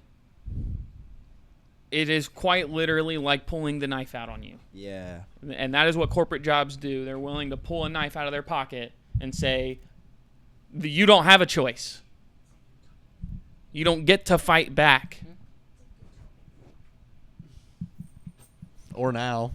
Yeah, that's what I was saying. No, like the friend one can go into a long one. Yeah, I mean, having toxic friends is a huge issue right now in the world. It's like a lot of not being able to stand up for yourself. It's a lot of not wanting confrontation. It's like everybody thinks that confrontation is bad.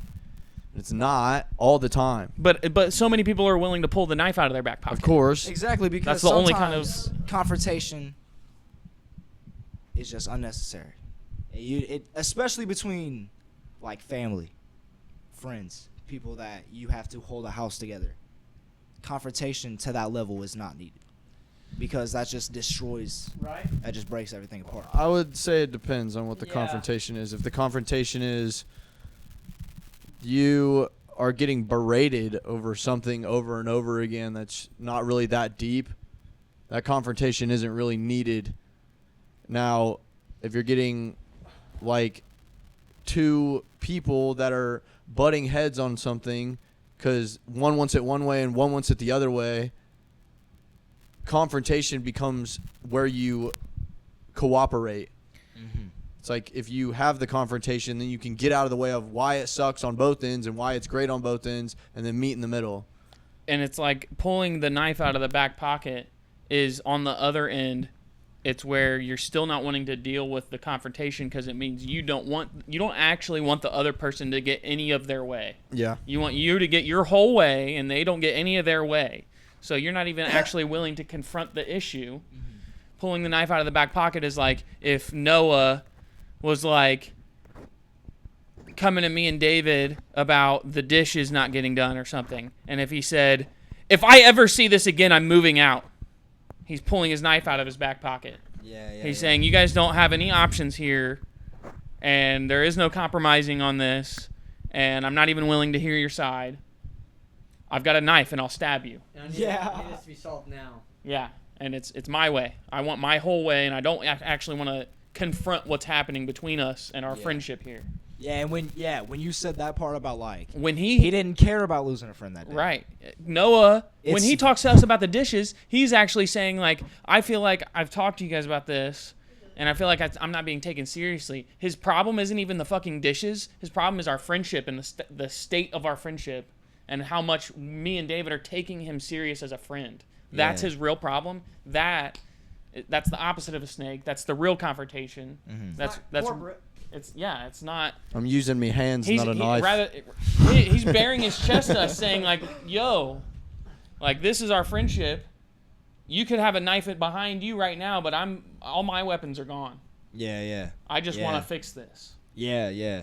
Like, Do you think when pussy is involved, it like is harder to hold those things back, to where it's so built up, to where like someone has ruined everything you've worked for like 3, 4, however many years? I think there's, if we're gonna say pussy, like I'd say like some of the biggest things people are trying to get out of life would be like romantic partners, like love and sex is a big thing on people's list of goals in life. Like they want to find love, they want to get married or whatever, they want to have kids, they want money, they want security, they want comfort, they want fun. So when a person is standing in the way of you getting those very deeply ingrained like goals that almost every human being has, like it can definitely cause a need for confrontation. It can definitely there's a need there for you two to confront each other and to compromise on it so that you're not standing so much in each other's way and you guys could actually be helping each other. Yeah. I would say, for example, it's like me and Seth. How long has this been now? Like, was it like 3 months ago? Something like that? Oh, yeah. I mean, maybe even longer. It was like January. Yeah. I mean, it was just like there's this girl that I had talked to, and it's like for the longest we had this like whole dibs system set up. It's like, bro, if they call dibs, then they just get this girl. It's like it's off limits. And it's like that fed a lot into my ego. And I've like come to realize that like losing this other friend group, it's like I never had any competition over there. So it's like I'm just winning and I just get like the girls. That's how it works. And it's like over here I'm like, but this is my territory and you can't have the girls because I have the girls. Yeah. And it was like there was multiple conversations of confrontation. Like we were getting upset and like standing on our own sides of the point. And like it's like usually when we get in conversations like that, it'll be like I say heated, but I say heated in a way of like this is how we get heated. We get heated like very Like passionate and level-headed. Yeah. It's not angry and irrational. It's not based on emotion. It's about our egos are conflicting, and we're trying to find a middle ground of where it makes sense for everybody to stand. Absolutely, yeah. And it was like, you know, in the beginning, I was like, I feel like I'm getting slighted. I feel like this isn't fair to me. I don't understand how he's just going to get this and I don't get it. Like, that doesn't make any sense to me how that plays out when it was supposed to be in my favor to begin with anyways. Because I had already had it and it was ripped away from me for whatever reason. Yeah. And it was like, looking back at it, it's like, I'm glad that it's like I've been telling them, like, I don't think that I could have been famous and us be a clique and be all having lots of women around without me being like, dude, these are my women. They're here for me. Like, these are like, it's my territory. You guys can't have any. Yeah. It's like, that's where it was going. And it's like, now I see it's like, okay, I need to like readjust the way that I view like when women are being involved in our clique and how deeply they're invested. Mm-hmm. It's like this girl, I'd never even like touched her before. It's like, so how much of my territory is she actually, or is it just that I got to talk to her first? And then it's like, but like when it came to Gabby, it's like they're not trying to get with Gabby. Right. He's like, he's already straight up in there. I'm not even interested. Yeah. It's like, I think that when it gets to that point, it's like, it's all ego. And you have to be able to get past that. Otherwise, you're just fighting over nonsense. It's like, we don't have to beef over girls, bro. There's enough girls to go around. But a lot of men have a very scarcity mindset, and they're like, but there's only this one girl that I could get. Like, she's the only one I could ever get. And it's like, no, that's not the case. It's the same with like jobs. Yeah. Same with jobs. Yeah. It's Yeah. like, it's not the only job I could get, bro. If I wanted to get another job, we were literally just talking about it. If I wanted to go get another fucking serving job, I could do that on a whim. Like, what if you applied to a job first and you had an interview and they seemed like they were going to hire you and then they didn't hire you, and then I applied for that job and I got the job? You're not going to like lose a bunch of sleep over me. Yeah, I'm not going to be like, God, fuck Seth for having that job, dude. That's not fair. But it would be really easy to at least look at your ego in that moment and be like, did I not get this job because I'm not as good as my friend? Like, Right. It it's becomes competition, essentially. Yeah. But that's like another thing. It's like competition isn't always necessarily bad. And it's like we've talked about this a lot because I'm like, so like I would, for example, there was this girl and her friend that would come over. Well, we had him over once and it was fun. And then we had him over, maybe this was the first time. So at work, I'd been flirting with her and like getting in with her, and like she's hanging out, talking to me, blah, blah, blah. So then I invite her over and she brings her friends so she feels more safe, which is fine. It's whatever. We're all hanging out in the studio and she's like being dismissive to me and like says a couple things, and it's like, then I'm in my head about it. I'm like, well, what the fuck is this? And my friends are having a good time with these girls, and I'm not, and I'm the one that invited her. And it's like, I don't understand why this is happening. Damn. And it's like, they have to, it's like, in that moment, I can't just cower away. Like, that's what I was doing. I was like retreating into myself because I'm like, well, fuck, I'm losing. Like, I don't know what to do now. And that goes back to me never having any competition. I always win in the other friend group. So it's like, I don't have to compete with them when it comes to women. They're not winning at all. They don't got it like that. So it's like, now I have these people around me that have it like that, and they're competing with me openly. And it's like, they're not even doing it to try and take her. But in a sense, if they're competing with me, that makes me look good. That makes me look like, one, I'm worth competing with. Two, that the people I keep around me are competitive. And three, that we're able to compete within our circle without big dicking each other, essentially. Right. And it's like, I didn't understand that at first because I'd never been in this situation before. And it's like that became confrontation that we needed to have. Yeah, we talked about that. And it's like, there were a couple other scenarios that happened that weren't so on my end. And it was on them and the way that they were interacting in that moment. And it's like, we have to be able to all acknowledge what's happening and see the problem, and then all work on it and come to a compromise in that problem. Mm-hmm. And it also, just having talked about it, when we're in scenarios like that in the future, and I'm sitting there seeing the same things that Noah was seeing that first time, and now we've talked about it, and I know the way Noah's thinking about it and the way David's thinking about it, it's like I can be more aware of what's happening, Right. what these girls are doing, because there are snakes everywhere, and women can definitely be snakes. And it's like when she was doing what she was doing, hanging out with me, Noah, and David, it's like, even if it wasn't conscious, even if she wasn't necessarily doing it on purpose, she was making Noah jealous. She was making Noah have to compete with his friends after she had been invited to his house by him. And she was making it seem like she was interested in him. So then she's coming to his house and she's complimenting us, and she's paying more attention, giving more eye contact to us, and being dismissive of Noah. Just for confirmation, the girl in the room, so y'all know that we know what the fuck we're talking about. You would say that one of the most things girls look for, especially at first in a guy, is the attention they give. Yes? Okay, yeah. Not all of us have the right respect when it comes to that. Right. She said not all of them have the right respect. A lot of females go for Yeah. a lot of females go for guys that give them attention. Keep the mic. But doesn't mean that it's always good attention. Keep the mic. Ooh, So- true. So, not all women are exactly the same. Right. They're not all cookie We're all cutter. humans on Earth at the end. They of the might day. all they're all right. They're humans, change my and they're perspective. yeah they're looking for a lot of the same things. Like they get a lot of value out of the same things in life. Women, straight women, get value out of men. They want Think men so? in their life, Do I think a lot of women get value out of men? Absolutely. and straight men get value out of women. And Nice. a snake is a person, man or woman or anything, who is trying to steal that value from other people. So would you agree there are women who are snakes who are just trying to take value from men and not want to give anything back?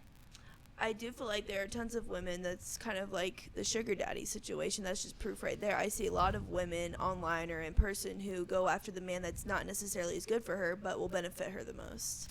But I don't think their terms of benefit is what I would put as my term as benefiting me. I don't think just because you have $1 million in the pocket you're going to benefit me.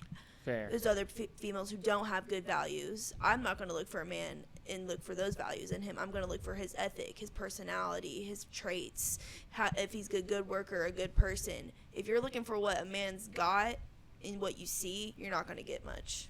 Fair. Very So- surface level.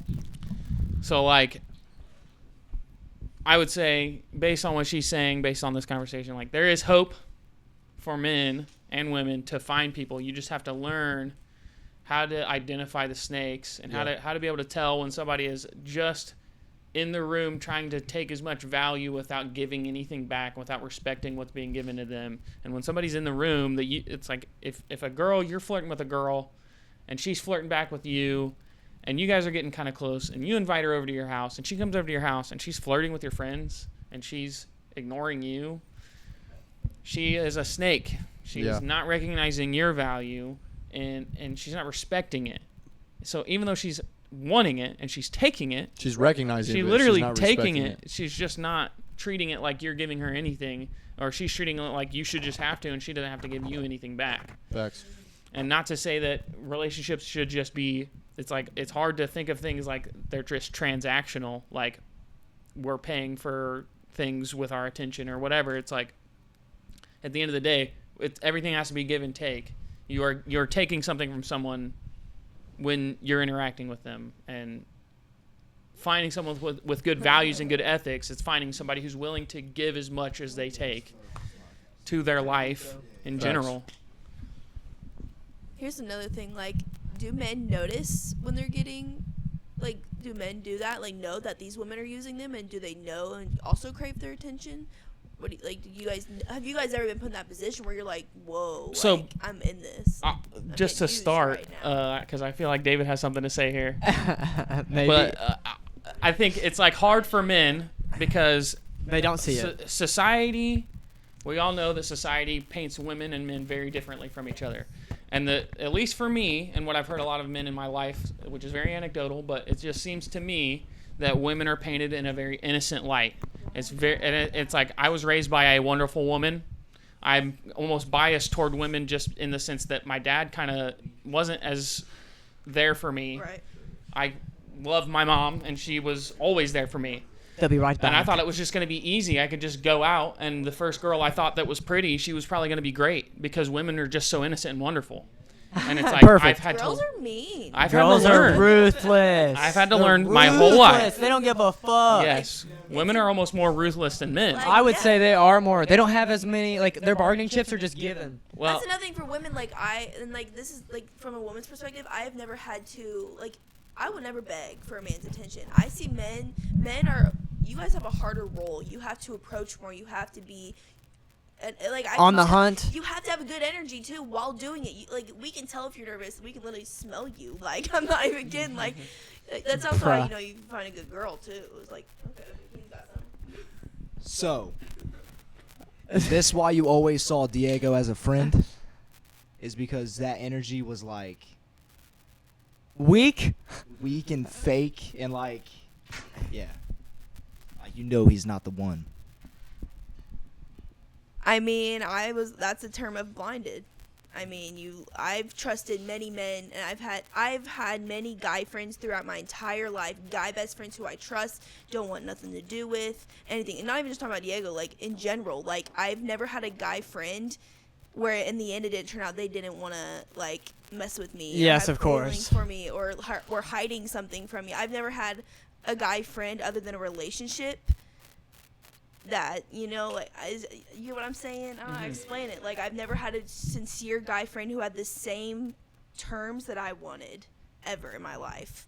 And that's just on other terms of, like, what you're talking about. Like, there's snakes. Yeah. Like, I see guys more of a snake as a friend. Like, I see more guys that are snakes in friend relationships than actual relationships. 'Cause it's like, it's not expected with girls, but that's just the way the wiring is. Don't get me wrong, girls can still do it too, but I think girls are more like that in the relationship term. And that's the advice I'd give to guys, I guess, to if they're genuinely trying to figure out how to talk to women in a way where they can eventually reach an intimate level that would include like sex and things like that. Like, you need to not be hesitant, and you need to not try to hide behind pretending to be a girl's friend. Yes. If you're actually interested in this girl, you need to let her know. Yes. Because the more you just pretend like you're just trying to be her friend, That aggravates me the most.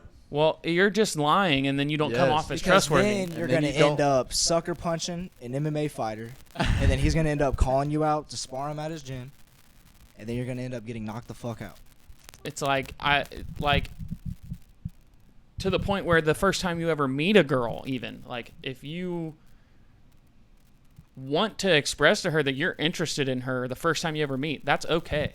Like, it doesn't you don't have to wait for you guys to get close. If it's like a lot of the time when you first see a girl that you think is beautiful, and then you start talking to her and you have a good energy with each other the first time you ever talk, that's all it takes to eventually lead to like a good relationship.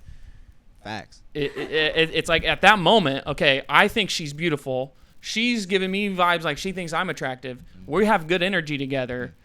It's time to start working toward what could eventually be a good relationship now. And you have to let them know you're interested in that and not a friendship. So I would also say I have an example of like a good reason why it should be addressed like as soon as it's decided. It's like there was this girl from work, her name was Lily, and she was like giving me vibes and shit, and I was like, all right, so I'm gonna try and hang out with this girl. And I hit her up. We ended up going out to eat, and then we like hung out and like walked around for like hours after that. And at one point she was like, I'm just letting you know, like, and this was like before we even started walking, like we had ate and then went outside, and like we're sitting on a bench, and she was like, I'm just letting you know that like I'm not really looking for anything. I just kind of got out of something serious, blah blah blah. Like, I'm just looking for a friend, whatever. And I was like, well, I'm not looking for that. So I told her, I was like, I'm not looking for that. I'm just being real with you. Like, that's not how I see this going. Like, and then It's really, she knows your mindset. It's not like yeah, You never I'm not- lied. You didn't Yeah, pretend. I wasn't like, oh yeah, I'll be your friend, and then in the background I'm like, oh, I'm gonna fuck this bitch. it's like I'm not doing that. I'm just like, There's no point, bro. yeah, Like, I'm not gonna win, bro. Right. Like when she finds out that I'm a facade because I was faking being her friend, she's gonna be even more turned off. Right. It's like the fact that I would take the And then you're initiative. gonna realize you're a fucking loser when it comes to that type of shit. It's like when I would take the initiative to be like, yeah, I think you're attractive and yeah, I'm interested. It's like not a lot of guys are doing that. So now I come off even more like sure of myself. So ridiculous. Dude, it's really funny thinking back to that day because I remember her like, dude, she was like trying to run me in loops, bro. It's like while we were walking, she'd be like, I'm going to stop and we're going to do this. Then we're going to do that. We're going to go over here. We're going to do that. It's like I know what she's doing. Like, but anyways, so it's like I made that a point. Well, then I tried to hang out with her again. She like made some excuses and I was like, all right, whatever. And then all of a sudden, this other girl, the one that we were originally talking about, her name is Sam. I should have just name dropped it. It was whatever. Samantha. So, yeah, Samantha. Yeah, not Sam, Samantha. So she's like pissy with me all of a sudden. And it's one because she found out that I was like trying to flirt with some other girl, of course. And then two, like she had been telling her stuff. Well, like turns out this other Sam R, who is cool. She's a homie. Yeah, she's on the team. Yeah, for she's sure. not a snake. Facts. She comes up to me and she's like, we're talking about it. Like actually me and her like hung out after that. Like I'd went out with her or something and she was like, you need to be careful hang out with these younger girls, which she's just saying that to get her bargaining chips. But she was like, you know, she's telling me that Lily's telling people that I'm a pedophile. And I'm like, what, bro? Like, you hung out with me. Like, what do you mean? And it's like because Sam was 18. Samantha was 18. Yeah. And Lily's 19 or something like that. I don't know. But it's like, whatever. Like, she's just saying that to throw me under the bus because I was like, nah, it's that. And she's like, that usually works. Now what do I do? And she was like, I'm going to pull out the knife. And then she did. And it was like, I'm like, whatever, cool knife. And then I went on about my day. And then she was just irrelevant for that. Like, solid 2 months. Like, she just got nothing out of most of us, I would say. I wouldn't say that you guys were like, Yeah, I didn't overly- just ignore her, but Oh, I ignored her. yeah. And she could feel it, bro. She would like try to come up to me and be like, how's your day? And I'll be like, good. Just go do something else. I'm like, I'm not talking to you right now. Like, I literally have something. I guess. Yeah, I have nothing to say to you right now. Like, so yeah, it's just important to be upfront about those kind of things. And the advice I guess I would give to women when in regards to men who are, if you want to find a man who you can just be friends with and he's not trying to have sex with you, it's like it's honestly I don't think it's it's like you're gonna real. have a hard time. Yeah, I don't because think it's real. Most men are really only showing attention and getting really close and Oh, you intimate bro. with a woman if they Dual-wielding? want to Yeah, have yeah. sex with them, like, or if they're like, I'm really close with Keaton and now I'm becoming closer with Alyssa. It's like that's the only scenario I can imagine. It's like one of the friends in my group is romantically connected to this woman. It's like Gabby being your friend. So, right. It's like I probably am not going to just meet a girl and become really close friends with her and she's not like connected to my friend group in some way, like because she's romantic with one of my friends. Yeah. And I think one of the biggest reasons men don't do that, because it's not that we couldn't, it's that it honestly gets in the way of other girls, because other girls don't want to see me being friends with a girl, and they're not going to believe it. They're not going to believe I'm just friends with this girl. They're going to think I actually want to fuck this girl. No way. So if I don't want to eventually lead down the road of being romantic with a woman, I'm probably not just going to be friends with her and that's it. Even if I don't want to lead down to, it's like, if I don't want to lead down to being romantic with her, then I'm probably not going to do anything with her, because just having a girl that's a friend, it can end up being a liability in future A relationships. lot of problems. Yeah, I agree. Girls get very jealous. I realistically think it all stems from like confidence in yourself, because the dudes that are always friends with the girlfriend is under their league. They're always underperforming compared to the girl. in aspects of like personality. Like in if a guy aspects is of- friends with a girl, like, and they're not Yeah. leading to something more. if Yeah, he- it's he's because just, they didn't have the confidence, at least originally. There's a reason that girl doesn't like him and doesn't want more with him like that. Yeah, He's not a leader. absolutely. Yeah, sits down, just yeah. That's crazy. What's the time at right now? It is at 1 hour and 54 minutes. Oh, Bro, there's been 2 questions. We've went ape shit. Wait, there's only been 2 We're on like the fourth yeah. Well, I there's a skipped few. over the section. What was it? Oh yeah. You said what makes quitting a corporate job brave, and then what's the bravest thing you've ever done, and then Also, what is what's the corporate world? So 3 questions. And how is? Oh, I'm sorry. What does the corporate world push? And I think we discussed that without Yeah, asking the I didn't question. even bring that one Fact. up. like blended a question. Yeah. together, Yeah. essentially. There's so a we're on living your life for you. There's a few things that we should also drop. I don't know if you want to wait till the end, but we should drop the fact that we're going to be releasing the first video on YouTube. Yeah. I wouldn't mind you dropping that if you're cool with that. And releasing Talk about your fight too. He's blowing it right now. fuck, dude, I thought I had it. All right, so What are you releasing Friday? All right, so What here's song what's called? happening, right? So this Friday, I'm dropping a song. Finally, it's gonna be the first thing I've put out since I'm him. So I'm pretty excited about that. There was a lot of things I had to go through to get to this process of releasing music again. It's called "Dance with Me." It's kind of a banger. It's getting back to pop Vanilla Boy for sure.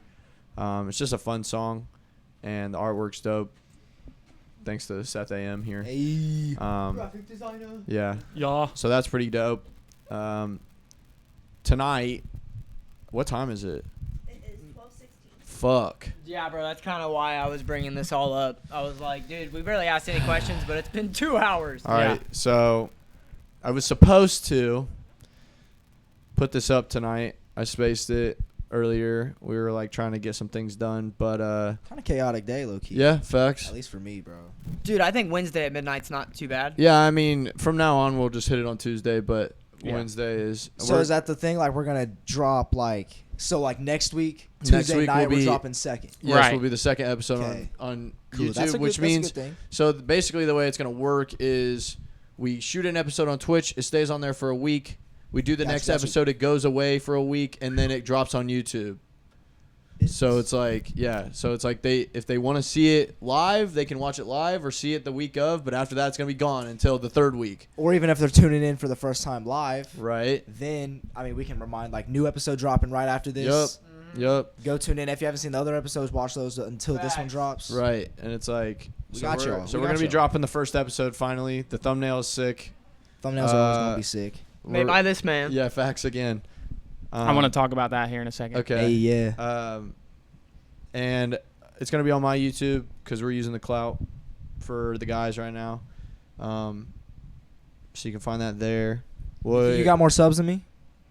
How- I've been very fucking inconsistent, so I guarantee you how do many have subs more. on YouTube do you have? Bro, let me check that. We're creating social media for the guys so that you can be kept up on everything that we're doing. Yo, the Vanilla Boy is live right now? Fuck, dude. I'm Yeah. Because we don't want it to be just like sitting on my profile because it's not just about me. It's about the collective of the group. So we're trying to get into a more structural thing of it just being about us. But I think other than that, was there anything else that we need? I felt like maybe there was one more thing that we needed to talk about. Things being dropped. Oh, did you already, like, we have a Patreon, we have... Oh, yeah, the Patreon. Yeah, we set up Okay, a so that's Patreon. what I want to go into. So, this has been like briefly mentioned just in when we're doing introductions and things Almost like that. double. You have double? No, you. Oh, nice. Like 14 Each more. one of the individuals here, we have specific talents, and we It's this one. spend a lot of time making. Sorry. It's okay. Yo, This you is have really important. You have a though. topic He's channel? tweaking, though. Yeah, Yeah. look at the excitement in his face. Bro, I was wrong, dude. You got Dude, you know we have a hundreds more. Patreon now, Keaton? Mad Dog Miller? Oh, yeah. All right, we got to get this out. Yeah. We or we? We. Yeah, it's a Oh, it's me the guys. guys. It's the guys, Yeah, Patreon, yes. Guys, I'm Patreon. crying. Oh, God. You know how rare it is for me to Seth have has real the floor. friends? Seth has the All right, floor. all right. I'm Okay, sorry, so- my bad. This has been touched on as we're doing introductions and things. Each individual here has very specific talents that we are investing our time into. And one of the primary reasons we are making a podcast is to connect more with our audience online so that we can promote ourselves and the things that we're doing with our life. We want to show you guys the type of personalities we have, and we want to get you invested in us. So, for example, Noah, he is pretty deep into his music career. 7 years now he has been making music. He has a lot of music in his catalog. If you follow him on Spotify at the Vanella Boy or on Apple Music, with an E, not an I, the Vanella Boy. So Vanella. You can find music from the past 7 years he's been making. He's done things from rap. He's done things like alternative and almost like pop punk type stuff and R&B and pop. So if you like music, check him out. That helps him. That supports him. If we're talking about me, I make art. I make digital art. I paint.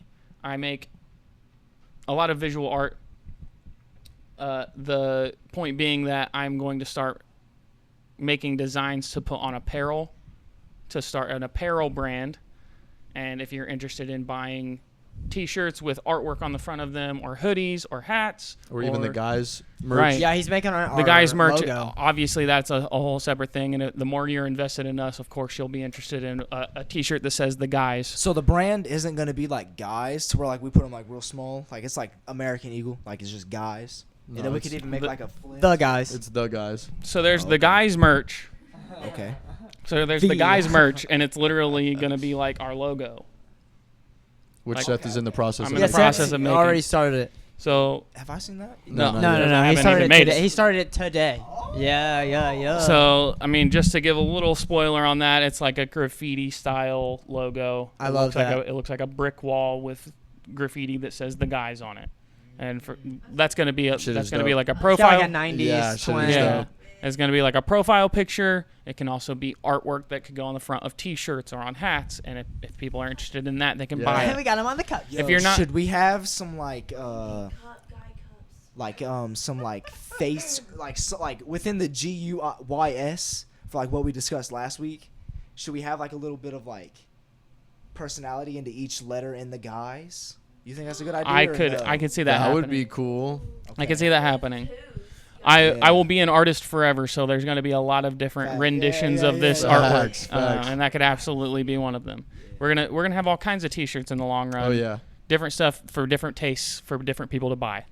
And if you're not interested in the guys' merch specifically, but you want to buy merch that I make, not merch, but just apparel that has artwork that I've made in my spare time, because that's what I love doing, is making art.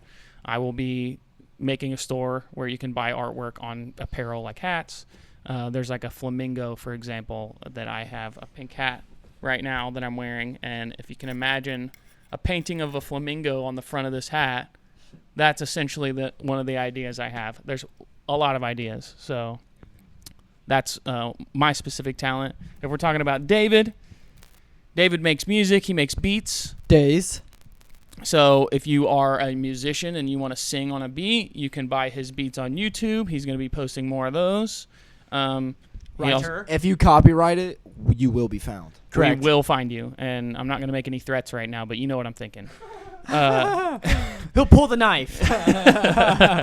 Aside from making beats, and you can buy his beats, David also writes. So if you need him to write something, like Blogs. if you want him to help you out with your social media, he could write captions for your posts. If you want to have a blog and you need a blog post, he can write blog posts. Anything you need writing for, this man is a linguist. He is good at putting words in a good order. And maybe my sentence just now was not a good example of that. No, but I appreciate it. I'm gassed up. if you right, I mean, if you need his writing, he needs the money. So Can I just pause for a second and say that the Conscious Cast episode 1 is officially on the YouTube. I just put it up. hell yeah! If we're you guys up want to and check out running, Conscious baby. Cast episode 1 on YouTube It's and amazing. You want to see the subscribe. progression from that episode to this one, and then you're gonna go back and then be like, "Bro, these guys suck." All three different places. At all three different places. We're Nordic. We're just going everywhere. I would also So- like to point out that for this episode, You're all I good. forgot the chessboard when we were coming here, so there will be no move this episode. But for those of you who don't know, we make a move on this chessboard that I have every episode, and it's gonna last until somebody wins. It's very interesting. Yeah, very just fun. every episode is just made a move on either side. So if you want to see where that chess piece is eventually moved, it's going to be posted on one of our Instagrams. Or all of them. The next week. By the next podcast comes out. So if you want to see what that chess piece is, yeah, tune into all of our Instagrams. So, and then I want to move on to Keaton here. So if you Mad dog. don't know anything about Keaton, we did. Yeah, hold on, real quick. He needs to write the YouTube descriptions for like what happened in the podcast, for like a quick description. So Oh, people yeah, know the what they're gonna captions, tune into. yeah. Yeah. Yeah. honestly, I feel like you could do that. Absolutely. No So problem. Keaton Miller, if you Oh, go you to should have the mic, bro. if He's you go talking to his Instagram, Keaton Miller MMA, this man is an MMA fighter, clearly, and you can follow him to know when his fights are. If you'd like to check out one of his fights, buy a ticket and join us Or pay-per-view. live. We're at a lot of his fights, so you could come see us potentially at one of these. We get to may see even my music. The walkouts go crazy. we may bro. even Noah walks him out for his fights. So you can definitely buy a ticket, and a lot of we may even end up hosting podcasts, and you could come maybe be interviewed on our podcast on the spot. So just check this man out. He might end up having some merch that you could buy, things Absolutely. like that. Come And the soon. main reason I'm talking about our talents and how we're selling them is we are monetizing this. So, and this is almost a big piece of advice. You should monetize your talents. You should live your life Yes. the way you want to live your life. Yes. You should do the things you love doing, and you should find a way to get people to pay you for it. Yo. If you're good And- at it, never do it for free. It's like I love Facts. painting, and people love shirts with paintings on them. There's no reason I can't sell some shirts with paintings on them. If you want a shirt, buy a shirt from Little me. graphic tee. That helps me live my life more authentically. I want to Fact. live my life in an authentic way. I love painting. I don't want to serve food at Olive Garden. I want Yeah. to paint. So if you can help me, I will be undyingly appreciative. And I know these guys feel the same, and they all have their talents, and they all want to live their life more authentically. And we're going to use it. We're literally going to reinvest. It's like all this equipment that you're Facts. seeing right now. This is the stuff that we're investing in for the content. And it's You like will if we, see it get up. if we have more funds to play with, we have more equipment and resource that we can get for better content for Because that's everybody. what we enjoy doing. And to be totally honest, I would say one of the biggest goals that the four of us share is how we influence other people. Facts. And if we were to all get money and be able to do this, what we're doing right now, full time, and not have to think about how we're going to get our next meal, and not have to have a day-to-day job, what we're going to be doing is talking to you guys about how you can live your life more authentically. True. So if you tune into our podcast and if you help and support us, we will have all the time in the world to help and support you pursue your goals and your dreams, and and help you learn the things we learned that have led us to be able to at least start this dream of ours. We've So- got all the time in the world, and How fitting. Do y'all think that we should Thank you. keep like That was great. off the cusp, like just like going for how long, or do you think we should try to keep it to a certain time? I don't think. I think the Because I was thinking about, I was kind of conflicted. Like, would people be more, or would people be less inclined to watch it if it like pops up like 2 hours? I don't think so. I don't think so I either. think if anything, it's more enticing. Feels like it's not just now. If they like got on it and it was 2 hours long, and the first 30 minutes are us just like, what do you want to talk Yeah, about yeah. now? Well, we could talk about this now, and it goes for a minute, and it's just like, okay, well, what do you want to talk about now? It's like Well, I'm that's not all I gonna had to watch say. that, but it's like, Facts, bro. bro, I think. Because obviously, like at this point, it seems like the outro is coming. We're winding down. We're getting all the things out of the way that we need to get out before the podcast is over. It's like this is pretty much the same amount of time the last one was. I think it's just Yeah. naturally running its course of how long it needs to be. We get out the topics that we need to talk about for that yeah. episode, and then it's just over. It's like Also, what happened that week is Yeah. pretty big. it's like what I was telling them earlier. Is it just feels like a week to week update on the lives. A lot can of the happen in a guys. week. A lot can happen in a week. Yeah, obviously. This podcast is about the guys. It's about our ideas. It's about how we're moving in the world. It's about what we're doing to make ourselves successful. Yes. Like literally now, the four of us combined have one car.